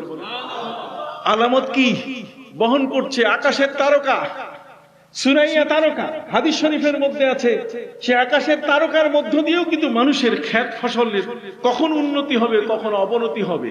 কথা বলেন। আমাদের প্রিয় নবী সাল্লাল্লাহু আলাইহি ওয়াসাল্লাম তার উপরে বাণী রেখে গেছেন। অতএব আমি আপনাদের খেদমতে বিনয়ের সাথে আরজ করতে চাই, জগতের মধ্যে সেই নবী শুভাগমন করবেন, তিনি আসতেছেন আগামী দিনে। 2500 বছর আগে দোয়া হচ্ছে তার নামে। কত বছর আগে? তাহলে সেই মহান নবী যিনি 2500 বছর আগে নবী ইব্রাহিম মাকামে ইব্রাহিমের উপরে দাঁড়িয়ে দোয়া করছেন, রব্বানা ওয়াবআস ফীহিম রাসূলাম মিনহুম, আপনি আমার বংশ থেকে, মুসলিম বংশ থেকে, মুসলমানদের বংশ থেকে আপনি একজন নবী বরাদ্দ দেন মুসলমানদের জন্য। আমার প্রিয় নবী সাল্লাল্লাহু আলাইহি ওয়াসাল্লামের দোয়া, এই বিষয়টা মাকামে ইব্রাহিম বুঝতে পারল। যেই মাকামে ইব্রাহিমের উপরে দাঁড়িয়ে নবী ইব্রাহিম দোয়া করছেন, একটা পাথর, জান্নাতি পাথর, এই জান্নাতি পাথরটার মধ্যে নবীর প্রেম সৃষ্টি হলো, যে বিশ্ব নবী মহানবীর শুভাগমনের দোয়া হচ্ছে, কাজে আমি আর চুপ থাকি কেমনে? পাথরটা মোমের মতো নরম হয়ে গেল। নবী ইব্রাহিম আলাইহিস সালামের 2 কদমের ছাপ এই মাকাম ইব্রাহিম নিজের বুকে ধারণ করলো আমার প্রিয় নবীর মহব্বত। সুবহানাল্লাহ বলে। মাকাম ইব্রাহিম আজকে নবীর মহব্বতে নবী ইব্রাহিমের পায়ের ছাপ নিজের বুকে ধারণ করেছে। কেন? তার উপরে দাঁড়িয়ে আমার নবীর শুভাগমনের দোয়া। তাহলে নবীর শুভাগমন, নবীর মিলাদের দোয়া হচ্ছে। আর সেই মিলাদ, নবীজি জগতের মধ্যে আসলেন, আমরা তাকে নিয়ে আলোচনা করব না কেন? নবী কি বস্তির ছেলে নাকি? কথা বলবেন, তিনি কি বস্তিতে জন্ম নিয়েছেন? ঈসা নবী কেমনে জন্ম নিচ্ছেন? মরা খেজুর গাছের গোড়ায়। সেই ইতিহাস আল্লাহ বলছেন। হযরত নবী মুসা আলাইহিস সালাম কিভাবে জন্ম নিচ্ছেন, কিভাবে তাকে সাগরে ফেলে দেওয়া হলো, কিভাবে আবার তাকে মায়ের কোলে ফেরত দেওয়া হলো, তার পুরা জন্মের ইতিহাস। হযরতে ইসহাক, হযরতে ইসমাঈল আলাইহিস সালামের জন্মের ইতিহাস। 9 জন ফেরেশতা এসে নবী ইব্রাহিমকে বলছে যে আপনার ঘরে সন্তান আসবে। উনি স্ত্রীকে ডাক দিয়ে বলছে, আসো, তোমার পেটে সন্তান আসবে। স্ত্রী বলছে, হায় লজ্জার কথা, চুপ থাকেন। হযরতে নবী ইব্রাহিম বলছেন, চুপ থাকবেন মানে? আল্লাহ এটাকে কোট করে দিয়েছে, পৃথিবীর মানুষকে জানিয়ে দিয়েছে। কি চমৎকার! قالت أعلد وأنا عجوز وهذا بعلي شيخا إن هذا لشيء عجيب। সুবহানাল্লাহ। কি চমৎকার কথা! হযরতে নবী ইব্রাহিম আলাইহিস সালাম স্ত্রীকে বললেন, তোমার গর্ভে সন্তান। উনি বলছেন, আমি কি করে সন্তান জন্ম দিব?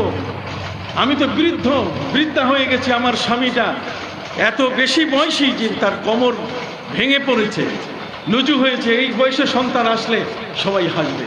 তাহলে পৃথিবীর মধ্যে হযরত ইসমাঈল আলাইহিস সালাম কেমনে জন্ম নিচ্ছেন, ইসহাক আলাইহিস সালাম কেমনে জন্ম নিচ্ছেন।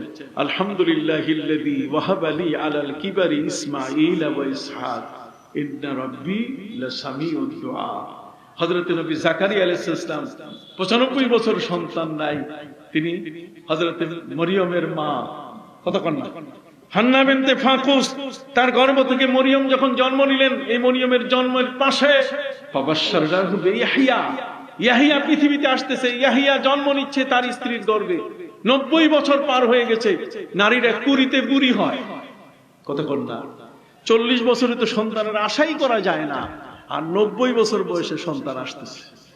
সুবহানাল্লাহ বলেন। তাহলে কুদরতের খেলা পৃথিবীতে। এগুলি হচ্ছে মিলাদ। মিলাদ মানে কি? আমার নবী সাল্লাল্লাহু আলাইহি ওয়াসাল্লামের জীবনী আলোচনা করা। এই জীবনী আলোচনার মধ্যে অনেক অনেক ফায়দা। আমার নবী সাল্লাল্লাহু আলাইহি ওয়াসাল্লাম 40 বছরের পরে 63 বছর নিয়ে যারা পড়ে আছেন, আমি তাদেরকে বিনয়ের সাথে বলবো, আপনারা একটু সময়টা আরো বাড়ান, নবীজির বাকি 40 বছর যোগ করেন, তাহলে আপনি অনেক কিছু জানতে পারবেন। যে শিশু নবী জন্ম নিয়েছেন, দাইমা হালিমা বলছেন, 4 বছর আমার শিশু মোহাম্মদকে ঘরে পালন করলাম, অথচ একদিনও আমার বিছানায় পেশাব করেন নাই, একদিনেও আমার কোলে তিনি পেশাব পায়খানা করেন নাই। সুবহানাল্লাহ বলেন না? সেই শিশু নবী কেমনে বড় হচ্ছেন? আলাম নাশরাহ লাকা সাদরাক, তার সিনা চাক করা হয়েছে। হযরত আনাস ইবনে মালিক বলছেন, শিশুকালের সিনা চাকের দাগগুলো আমি নবী করিম সাল্লাল্লাহু আলাইহি ওয়াসাল্লামের গোসল করাতে গিয়ে আমি দেখেছি। কথা বুঝতে পারছেন? অতএব আমাদের নবী সাল্লাল্লাহু আলাইহি ওয়াসাল্লামের মিলাদ তিনি নিজে পালন করছেন কিনা? ওরা বলে যে আপনি রোজা সহ পালন করেন, তোমার কথাই পালন করব বেটা। আল্লাহ বলছেন, ফাত্তাকুল্লাহ মাস্তাতাতুম, তুমি আল্লাহকে ভয় করো যতটুকু তোমার শক্তি আছে। কি বলেন? তুমি আমার উপর রোজা ফরজ করো কেন? অনেক জিনিস আছে যা নবী করছেন, তিনি সাহাবায়ে কেরামকে করতে দেন নাই। নবী সাওমে বিসাল করছেন, একাধারে তিনি রোজা পালন করছেন। তিনি উম্মতকে বলছেন, না তোমাদের জন্য এটা না, আল্লাহ আমাকে খাওয়ান, আল্লাহ আমাকে পান করান। বুঝতে পারছেন? নবী যেটা করছেন, নবীর জন্য তাহাজ্জুদের নামাজ ফরজ ছিল, আমাদের জন্য কি ফরজ? আপনি কথা বলেন না কেন? তো নবী তার জন্মদিন পালন করছে রোজা দিয়া, আমাদেরকে রোজা দিয়ে পালন করতে হবে। আপনি কি বলেন? রোজা কেন আমাদের উপর আপনি ফরজ করে দিচ্ছেন? রোজা আপনি আমাদের উপরে ফরজ করতে পারেন না। আমি কি বুঝাতে পারছি? আমরা নবীর জীবনী চর্চা করব। ওয়ারাফা'না লাকা যিকরাক, তার জীবনী যত চর্চা করব তত আমাদের উপকার হবে, তত আল্লাহ খুশি হবেন। যেই নবীর নামে আল্লাহ নিজে দরুদ পড়েন, ফিরিস্তারও দরুদ পড়ে, যেই নবীকে আল্লাহ আরশে নিলেন, কোন নবীকে নেন নাই, যেই নবীকে আল্লাহ পাক রব্বুল আলামিন তার হাবিব হিসেবে গ্রহণ করছেন, কিয়ামতের ময়দানে একমাত্র শাফাআতের অধিকারী, সমস্ত জ্ঞানের ভান্ডার দিয়ে মহাসমুদ্র তিনি তাকে দান করলেন, সেই নবীর জীবনী আলোচনা করতে কি কোনো বাধা আছে? হাত উঁচু করে বাধা আছে? এই জন্য আমি সকলের সুস্বাস্থ্য কামনা করি। যারা মিলাদ মানেন না, আমি আজকের এই মাহফিলের মাধ্যমে তাদেরকে দাওয়াত দিলাম। রাষ্ট্র মিলাদ মানে, রাষ্ট্র মিলাদ পালন করে, আপনি রাষ্ট্রের বাইরে নন। বিরোধিতা করবেন না, চুপ করে বসে থাকেন। বিরোধিতা করলে আপনি আইনের সম্মুখীন হয়ে যাবেন। আগে আইন ছিল ভিন্ন, আর এখন আইন হয়েছে রাষ্ট্রীয় পর্যায়ে। কি বলেন? কাজে আপনি নবীর জন্ম দিবসকে আর অস্বীকার করতে পারবেন না। এই জন্য আপনি এখন বলা শুরু করেছেন, আমি মিলাদও মানি, আমি সিরাতও মানি। আপনি এখন মিলাদও মানতেছেন, আপনি এখন সিরাতও মানতেছেন। আসেন আমরাও বলি মিলাদ যার সিরাত তার, আমরাও বলি মিলাদ যার সিরাত তার। আমরা কোনোদিন নবীর সিরাতকে অস্বীকার করি না। আমরা নবীর মিলাদকে যেমন প্রচার করি, নবীর সিরাতকে আমরা কি প্রচার করি। আল্লাহ কবুল করুন, সকলে বলুন আমিন। আল্লাহুম্মা ইয়া রাব্বানা যালামনা আনফুসানা ওয়া ইন লাম তাগফির লানা ওয়া তারহামনা লানাকুনান্না মিনাল খাসিরিন। রব্বুল আলামিন মোগলা বাজার পবিত্র ঈদে মিলাদুন নবী ইসলাম উদযাপন কমিটি এই বিশাল মাহফিলের আয়োজন করলো তারা। আয় আল্লাহ পাক, এদেশের প্রখ্যাত ওলি আল্লামা সাহেব কিবলা রাহমাতুল্লাহি আলাইহির সুযোগ্য সন্তান, যিনি মুফতি আজম, এই জগতের মধ্যে তিনি আমাদের কাছে বড় মাপের একজন আলেম, এতে কোনো সন্দেহ নাই। এমন একজন আলেম এসে বক্তব্য দিয়ে গেছেন। ছোট সাহেব কিবলা এখন আমেরিকায়, বারেগাহে এলা আপনার শাহী দরবারে ফরিয়াদ।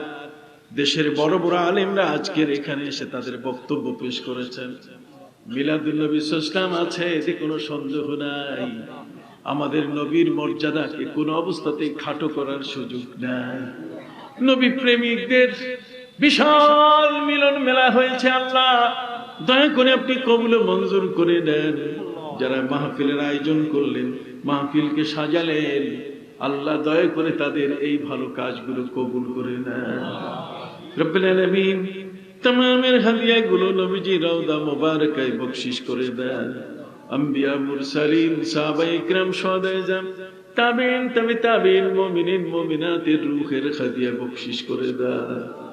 আনাবুত খাস করে হযরত শাহজালাল ইয়েমেনি, শাহ মাকদুম, শাহ আলী, শাহ পরান, শাহ আমানত, শাহ ফাতিহুল্লাহ, শাহ গরিবুল্লাহ, শাহ আলী বাগদাদি, শাহ শরফুদ্দিন চিশতি, বেহেশতি, খান জানালি, আল্লাহ তাদের রূহের হাদিয়া বকশিশ করে দেন। এই সিলেটের মানুষগুলো ওলিদের জগতে যারা ইসলাম প্রচার করার জন্য জীবন উজাড় করে দিয়ে এই মাটিতে শুয়ে আছে, এই মাটির সাথে এই সিলেটি মানুষের সম্পর্ক, আল্লাহ এদেরকে কেউ যেন নষ্ট করতে না পারে।